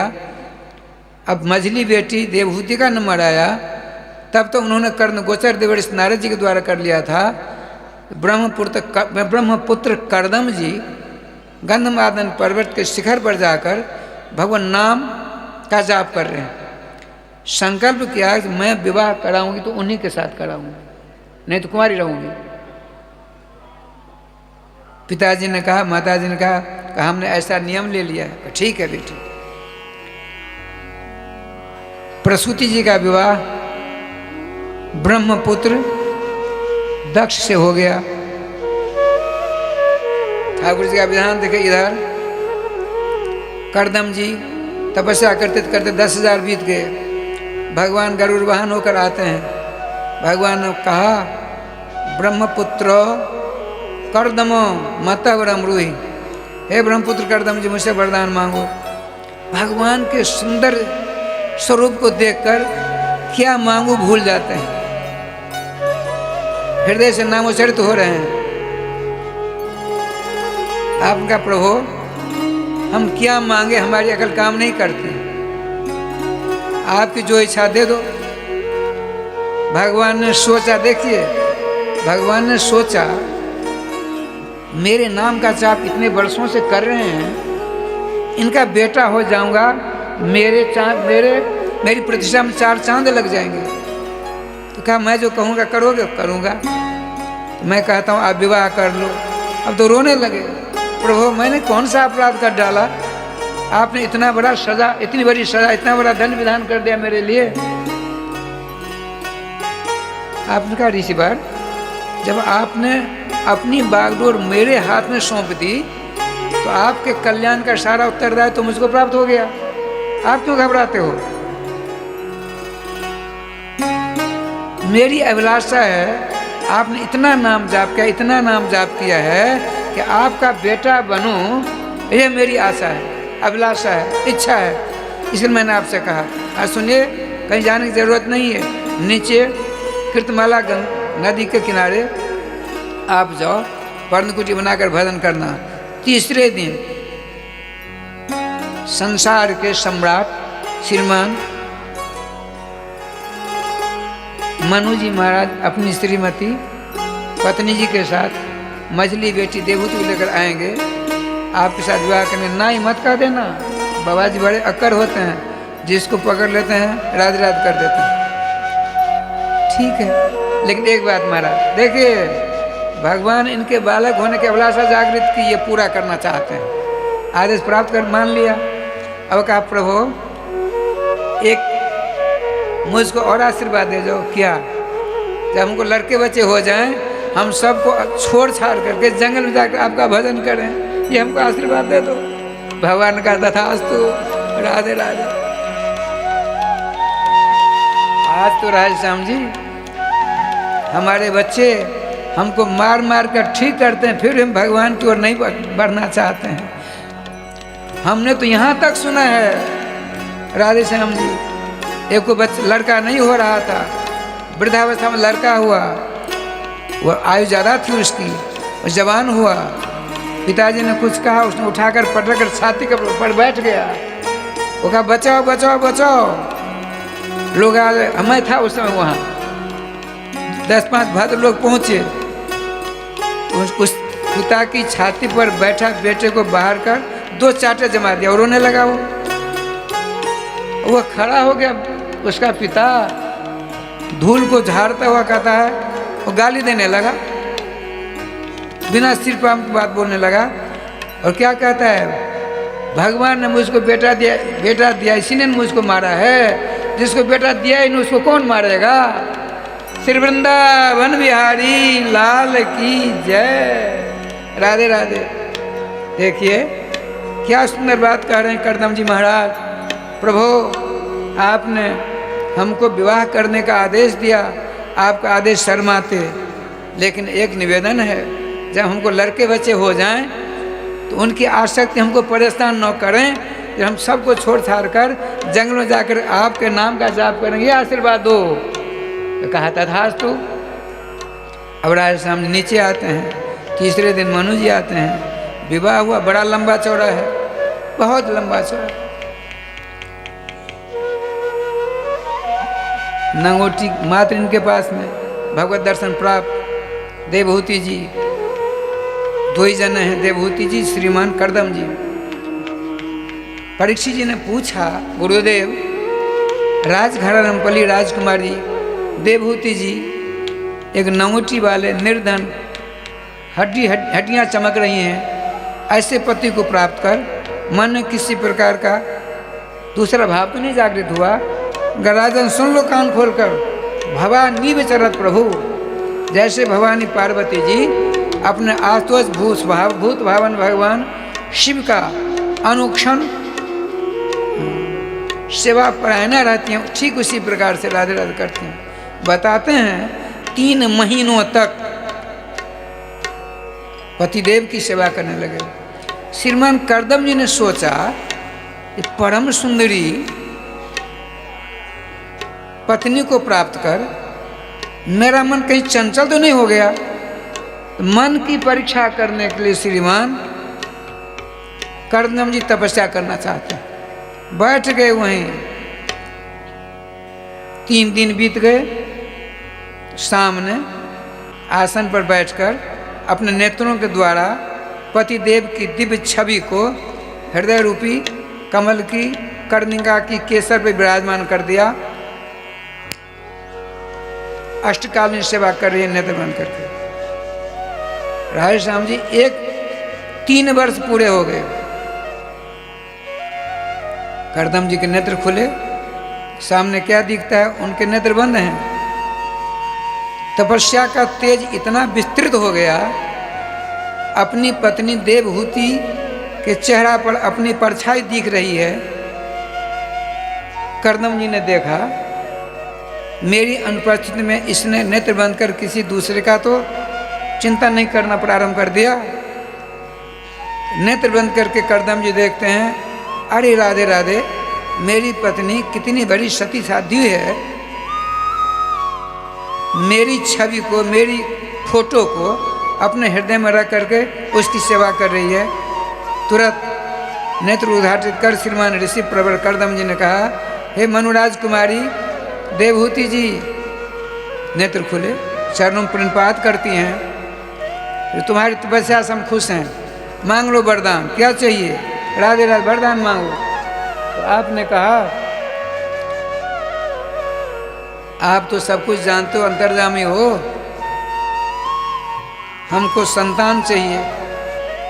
अच्छा जाओ सरोवर में स्नान करो। सरोवर में राजस्थान में सरोवर था नहीं। आपने सोचा करदम जी ने, ये राजपुत्री है और चक्रवर्ती सम्राट की पुत्री है, और कभी इसके हृदय में किसी भोग वासना की अभिलाषा होगी तो समस्या खड़ी होगी, तो पहले ही क्यों नहीं दिखा दूं। अपनी सिद्धि से राय समझी अलौकिक सरोवर का निर्माण कर डाला। नाना कई कल्पवृक्ष के पेड़ हो गए, वहाँ शीतल मंद सुगंध हवाएं चलने लगी। बड़ा लंबा चौड़ा वर्णन वहाँ है। वो जाती हैं धीरे धीरे स्नान करने के लिए, मन में सीढ़ियों के द्वारा नीचे उतरती हैं। घुटना, जंघा, कटी प्रदेश, हृदय तक पानी आया, डूबके लगाई, डूब गई। श्रीमती देवहूति जी डूब जाती है। डूब कर क्या देखती है, तो जल के अंदर विशाल नगर है। रत्नों का नगर, और उस नगर में हजारों दास दासियां, इनको प्राप्त कर उन सबों ने कहा वयम कर्म करिस्तुभ्यम साधना करवाम किम, हम आपके चरणों की दास दासियां हैं, बताइए हम आप क्या सेवा करें। आपने सोचा हम तो 2 ही जन हैं, ये कहाँ से आ गए, कुछ नहीं बोलती हैं। पामदान बिछाकर स्नान कक्ष में ले जाकर स्नान कराया, फिर वस्त्राभूषण धारण कराया, ऐसा आभूषण ऐसा श्रृंगार किया, ऐसा श्रृंगार किया, सामने बहुत बड़ा दर्पण रख दिया। अपने सौंदर्य को देखा उस दर्पण में, सोचा मैं अकेली हूँ, मेरे इस सौंदर्य का उपभोग हमारे पतिदेव रहते तो करते। नेत्र बंद होते ही भगवान कर्दम जी के पास अपने आप को प्राप्त किया। ये विमान है, विमान कोसों का विमान है, नदी नाले पर्वत सब कुछ। आपने कहा विमान चलो ऊपर। 100 वर्षों तक समस्त देवताओं के बगीचा में विचरण विहार करने लगे। नोधा बजाए तो 9 बच्चियां हो गईं, 10वीं बार गर्भवती हैं देवहूति। विमान का नीचे उतरो, नीचे उतरा, बड़े आनंद के साथ रह रहे हैं। आपने कहा हे राजकुमारी देवहूति जी अब हम चलते हैं। झट चरण पकड़ लेती हैं और रोने लगी। भगवान सृष्टि के प्रारंभ से आज तक मुझ जैसे मूर्खा स्त्री नहीं हुई, आप मोक्ष देने में परम समर्थ। आपने कहा मुझसे वरदान मांगो, मैंने संतान कामना कर डाली, जिसे 9 बच्चियां हुई। हे कृपा निधान मेरा कल्याण कैसे होगा सो बताइए। तो आपने कहा तुम चिंता मत करो देवहूति जी, तुम्हारे पेट में भगवान सर्वेश्वर श्याम सुंदर विराजमान है। अब तो राय श्याम जी उन्होंने सोचा तो ऐसी बात है तो कहा एक बात बताइए प्राण वल्लभ कहाँ जाओगे। तो भगवान के भजन करने के जंगल जा रहे हैं। तो महाराज तो आप कहते हो आपके भगवान मेरे पेट में हैं, तो किस भगवान के भजन करने जाओगे। तो कम से कम इनको बाहर तो आने दो, उसके बाद ऐसा विचार करना। ठीक कहती है। राय श्याम जी रुक जाते हैं। समय आने पर श्री कपिल देव के रूप में भगवत अवतार होता है। देवताओं ने फूलों की वर्षा की, कर्दम जी का आश्रम ढक गया। ब्रह्मा जी आते हैं, नामकरण करते हैं, कपिल नाम रखा, सांख्याचार्य नाम रखा। ब्रह्मा जी गए, पिताजी ने 4 परिक्रमा की, दंडवत की, चलने लगे।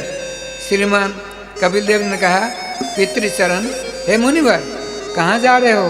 प्रभु हमने आपसे प्रार्थना की थी, आपका आदेश शर्माते है, लेकिन लड़के बच्चे होंगे उसके बाद हम आपका भजन करने के लिए जंगल चलेंगे, आपने तथास्तु कहा था, इसलिए जा रहे हैं। ठीक है जाओ, मेरे स्वरूप का ध्यान करना, नाम खूब जाप करना।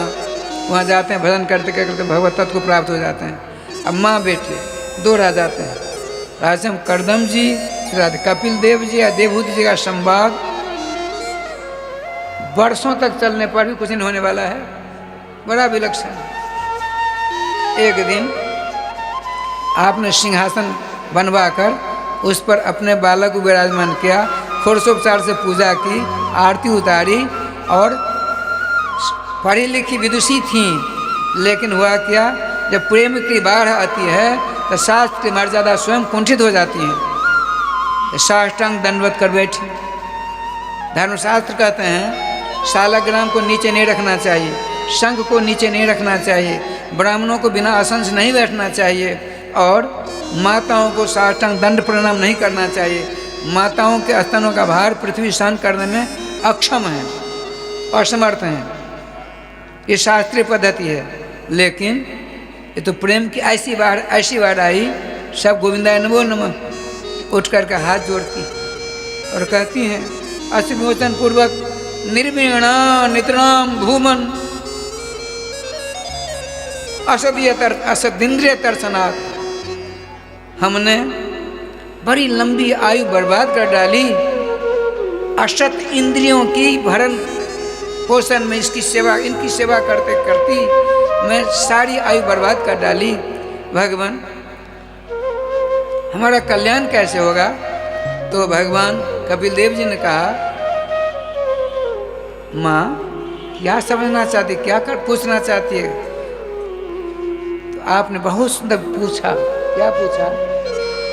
मूर्खों में विवाद होता है, मूर्खों में झगड़ा होता है, क्षम्य है। जो विद्वान तत्व दृष्टा हैं उनमें विवाद हो जाए, ये कहाँ तक मानी जाएगी? आपने पूछा, माँ क्या बात है, मुझे समझाओ तो। एक विद्वान कहता है एक ही तत्व है, दूसरा कहता है 2 तत्व हैं, कुछ कहते हैं 3 तत्व हैं, कुछ कहते हैं 4 तत्व हैं, कुछ कहते हैं 5 तत्व हैं, कुछ कहते हैं 10 तत्व हैं, कुछ विद्वान कहते हैं 11 तत्व हैं, और कुछ कहते हैं 16 हैं, और कुछ कहते हैं राधे राधे 20 तत्व हैं, कुछ 21, कुछ 22, कुछ 23, कुछ 24, कुछ 25, कुछ 26, कुछ 27। इस प्रकार से किन की बात माने, किन की बात नहीं माने? राधे राधे। भगवान का माँ सब ठीक कहते हैं, राधे चलने से किसी की बात गलत तो है नहीं। अब देखिए श्रीमद् भागवत महापुराण, राधे राधे, श्रीमद् भागवत महापुराण रूपी अलौकिक आनंद वन है। इस आनंद वन में जो आचार्य गए अपनी अभिलषित इच्छा की पूर्ति कराए। निम्बारकाचार्य पहुँचे, भागवत महापुराण का क्या चाहिए आपको? हमको द्वैत रूप फल चाहिए। श्री रामानंदाचार्य पहुँचे, आपको क्या चाहिए? हमको विशिष्टा द्वैत रूपी फल चाहिए, लीजिए। चैतन्य महाप्रभु पहुँचे, आप क्या चाहिए? हमको सुधा द्वैत चाहिए, चिरा दे द्वैता भेदाभेद चाहिए।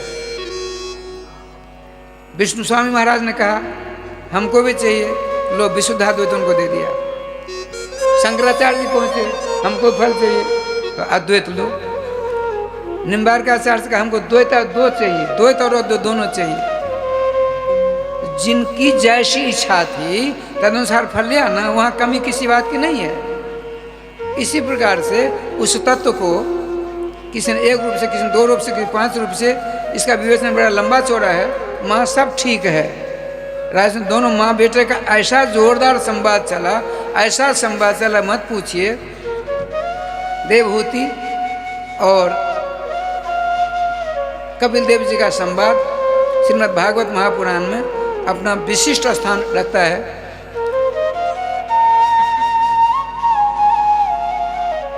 जब उपदेशामृत का अवसान होता है, आपने कहा मैं चलूं? कपिल देव जी ने कहा, माँ ने कहा जरा मैं आपकी पूजा करूँ। पूजा करती हैं, पूजा के बाद आरती करती हैं, आरती के बाद स्तुति करती हैं। स्तुति में एक बहुत बढ़िया बात बताई है राय श्याम जी। अहो बतो सुपचोतो गड़ियान जब जिह्वाग्रे वर्तेते नाम तुभ्यम ते पुस्तपः सस्नुरार्जा ब्रह्मानुचुर नाम गिनंत जेते। हे मेरे भाग में 4 चांद लगाने वाले भगवान कपिल देव, आपके मंगल में नाम का जो जाप करता है वह चांडाली क्यों नहीं है?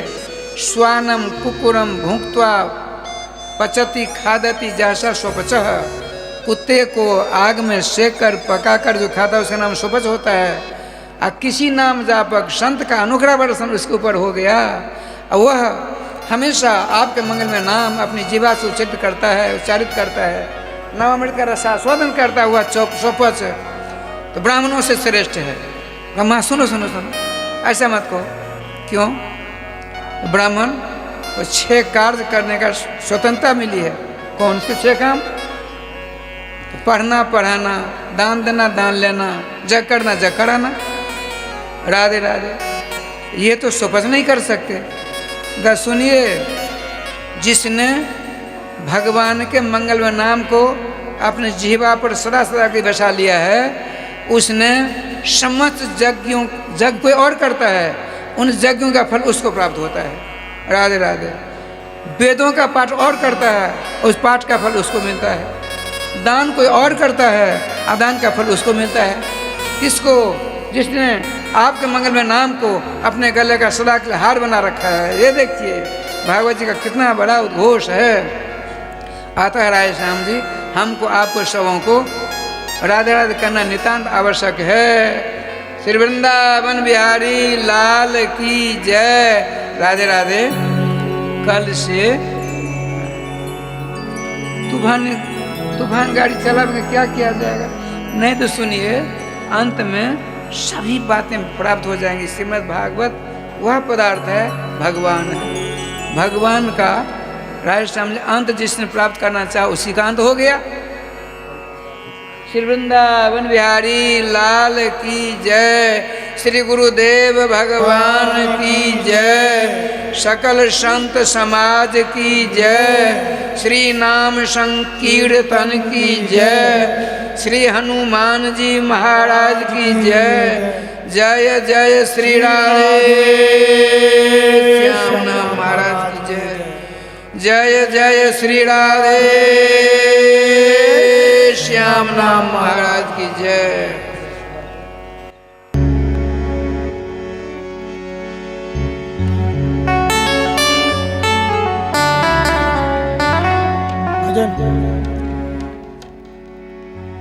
बोलिए वृंदावन बिहारी लाल की जय।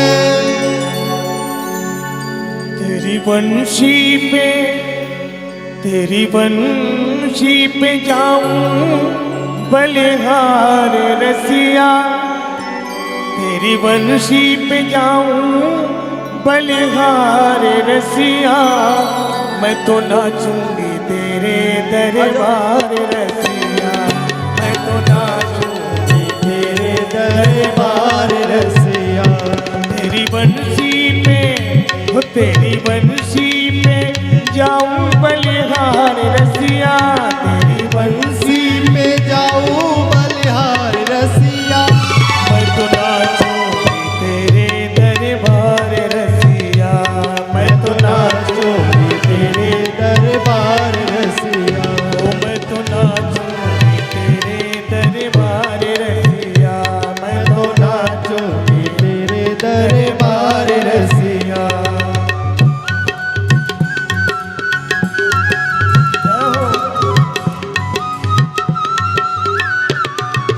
जय जय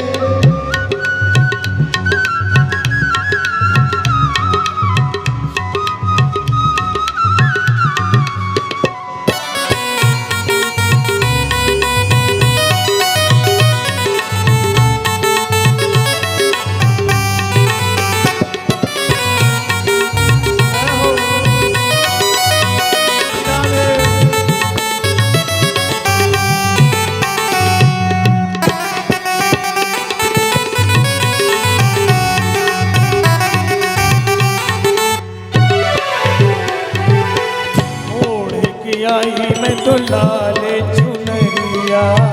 ओढ़ के आई मैं तो लाल चुनरिया। मटकी उठा के मैं तो बनी रे गुजरिया। मटकी उठा के मैं तो बनी गुजरिया। ओढ़ के आई मैं तो लाल चुनरिया। ओढ़ के आई मैं तो लाल चुनरिया।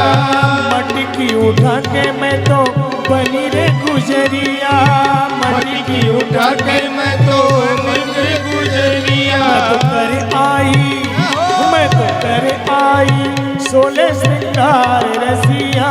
मैं तो कर आई 16 श्रृंगार रसिया। मैं तो नाचूंगी तेरे दरबार रसिया। मैं तो नाचूंगी तेरे दरबार रसिया। मैं तो नाचूंगी तेरे दरबार रसिया। मैं तो नाचूंगी तेरे दरबार रसिया।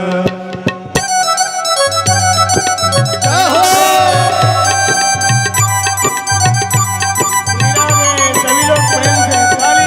तेरे पीछे मैं तो आई हूँ अकेली।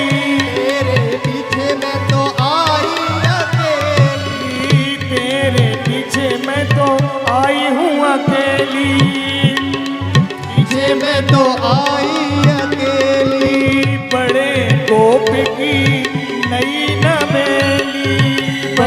गोपिनी नहीं रवे हो मैं तो करने को मनोहार रसिया मैं तो करने को हार रसिया हो मैं तो नाचूंगी तेरे दरबार मैं तो नाचूंगी तेरे दरबार रसिया मैं तो नाचूंगी तेरे दरबार रसिया मैं तो नाचूंगी तेरे दरबार रसिया मैं तो नाचूंगी तेरे दरबार रसिया मैं तो नाचूंगी तेरे दरबार रसिया मैं तो नाचूंगी तेरे दरबार रसिया। अब आरती की तैयारी की जाए। युधिष्ठिर महाराज भीमसेन के साथ विचार कर रहे हैं। अर्जुन को 7 महीने बीत गए द्वारिका गए हुए, लौट के नहीं आए, बड़े बड़े अपशकुन हो रहे, लगता है कोई दुर्घटना का संकेत है। ये विचार कर ही रहे थे कि अर्जुन आते हैं और रोते रोते महाराज धृतराष्ट्र के चरणों में इनके युधिष्ठिर के चरणों में गिर जाते। युधिष्ठिर ने अर्जुन से पूछा, तुम्हारे रोने का कारण क्या है?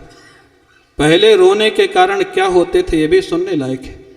क्या तुमने किसी स्त्री का अपमान किया है? इसलिए अब आरती की तैयारी की जाए। युधिष्ठिर महाराज भीमसेन के साथ विचार कर रहे हैं। अर्जुन को 7 महीने बीत गए द्वारिका गए हुए, लौट के नहीं आए, बड़े बड़े अपशकुन हो रहे, लगता है कोई दुर्घटना का संकेत है। ये विचार कर ही रहे थे कि अर्जुन आते हैं और रोते रोते महाराज धृतराष्ट्र के चरणों में इनके युधिष्ठिर के चरणों में गिर जाते। युधिष्ठिर ने अर्जुन से पूछा, तुम्हारे रोने का कारण क्या है? पहले रोने के कारण क्या होते थे ये भी सुनने लायक है। क्या तुमने किसी स्त्री का अपमान किया है? इसलिए अब आरती की तैयारी की जाए। युधिष्ठिर महाराज भीमसेन के साथ विचार कर रहे हैं। अर्जुन को 7 महीने बीत गए द्वारिका गए हुए, लौट के नहीं आए, बड़े बड़े अपशकुन हो रहे, लगता है कोई दुर्घटना का संकेत है। ये विचार कर ही रहे थे कि अर्जुन आते हैं और रोते रोते महाराज धृतराष्ट्र के चरणों में इनके युधिष्ठिर के चरणों में गिर जाते। युधिष्ठिर ने अर्जुन से पूछा, तुम्हारे रोने का कारण क्या है? पहले रोने के कारण क्या होते थे ये भी सुनने लायक है। क्या तुमने किसी स्त्री का अपमान किया है? इसलिए अब आरती की तैयारी की जाए। युधिष्ठिर महाराज भीमसेन के साथ विचार कर रहे हैं। अर्जुन को 7 महीने बीत गए द्वारिका गए हुए, लौट के नहीं आए, बड़े बड़े अपशकुन हो रहे, लगता है कोई दुर्घटना का संकेत है। ये विचार कर ही रहे थे कि अर्जुन आते हैं और रोते रोते महाराज धृतराष्ट्र के चरणों में इनके युधिष्ठिर के चरणों में गिर जाते। युधिष्ठिर ने अर्जुन से पूछा, तुम्हारे रोने का कारण क्या है? पहले रोने के कारण क्या होते थे ये भी सुनने लायक है। क्या तुमने किसी स्त्री का अपमान किया है? इसलिए अब आरती की तैयारी की जाए।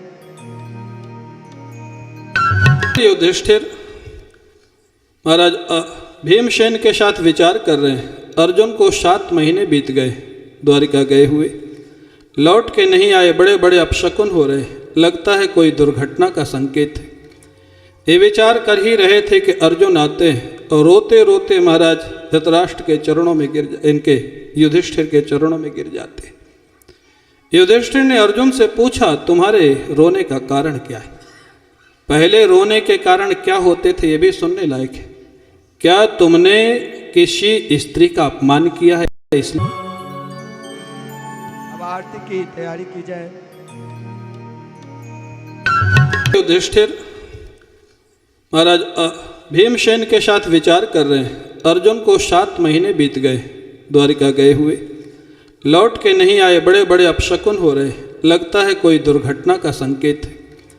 ये विचार कर ही रहे थे कि अर्जुन आते हैं और रोते रोते महाराज धृतराष्ट्र के चरणों में इनके युधिष्ठिर के चरणों में गिर जाते। युधिष्ठिर ने अर्जुन से पूछा, तुम्हारे रोने का कारण क्या है? पहले रोने के कारण क्या होते थे ये भी सुनने लायक है। क्या तुमने किसी स्त्री का अपमान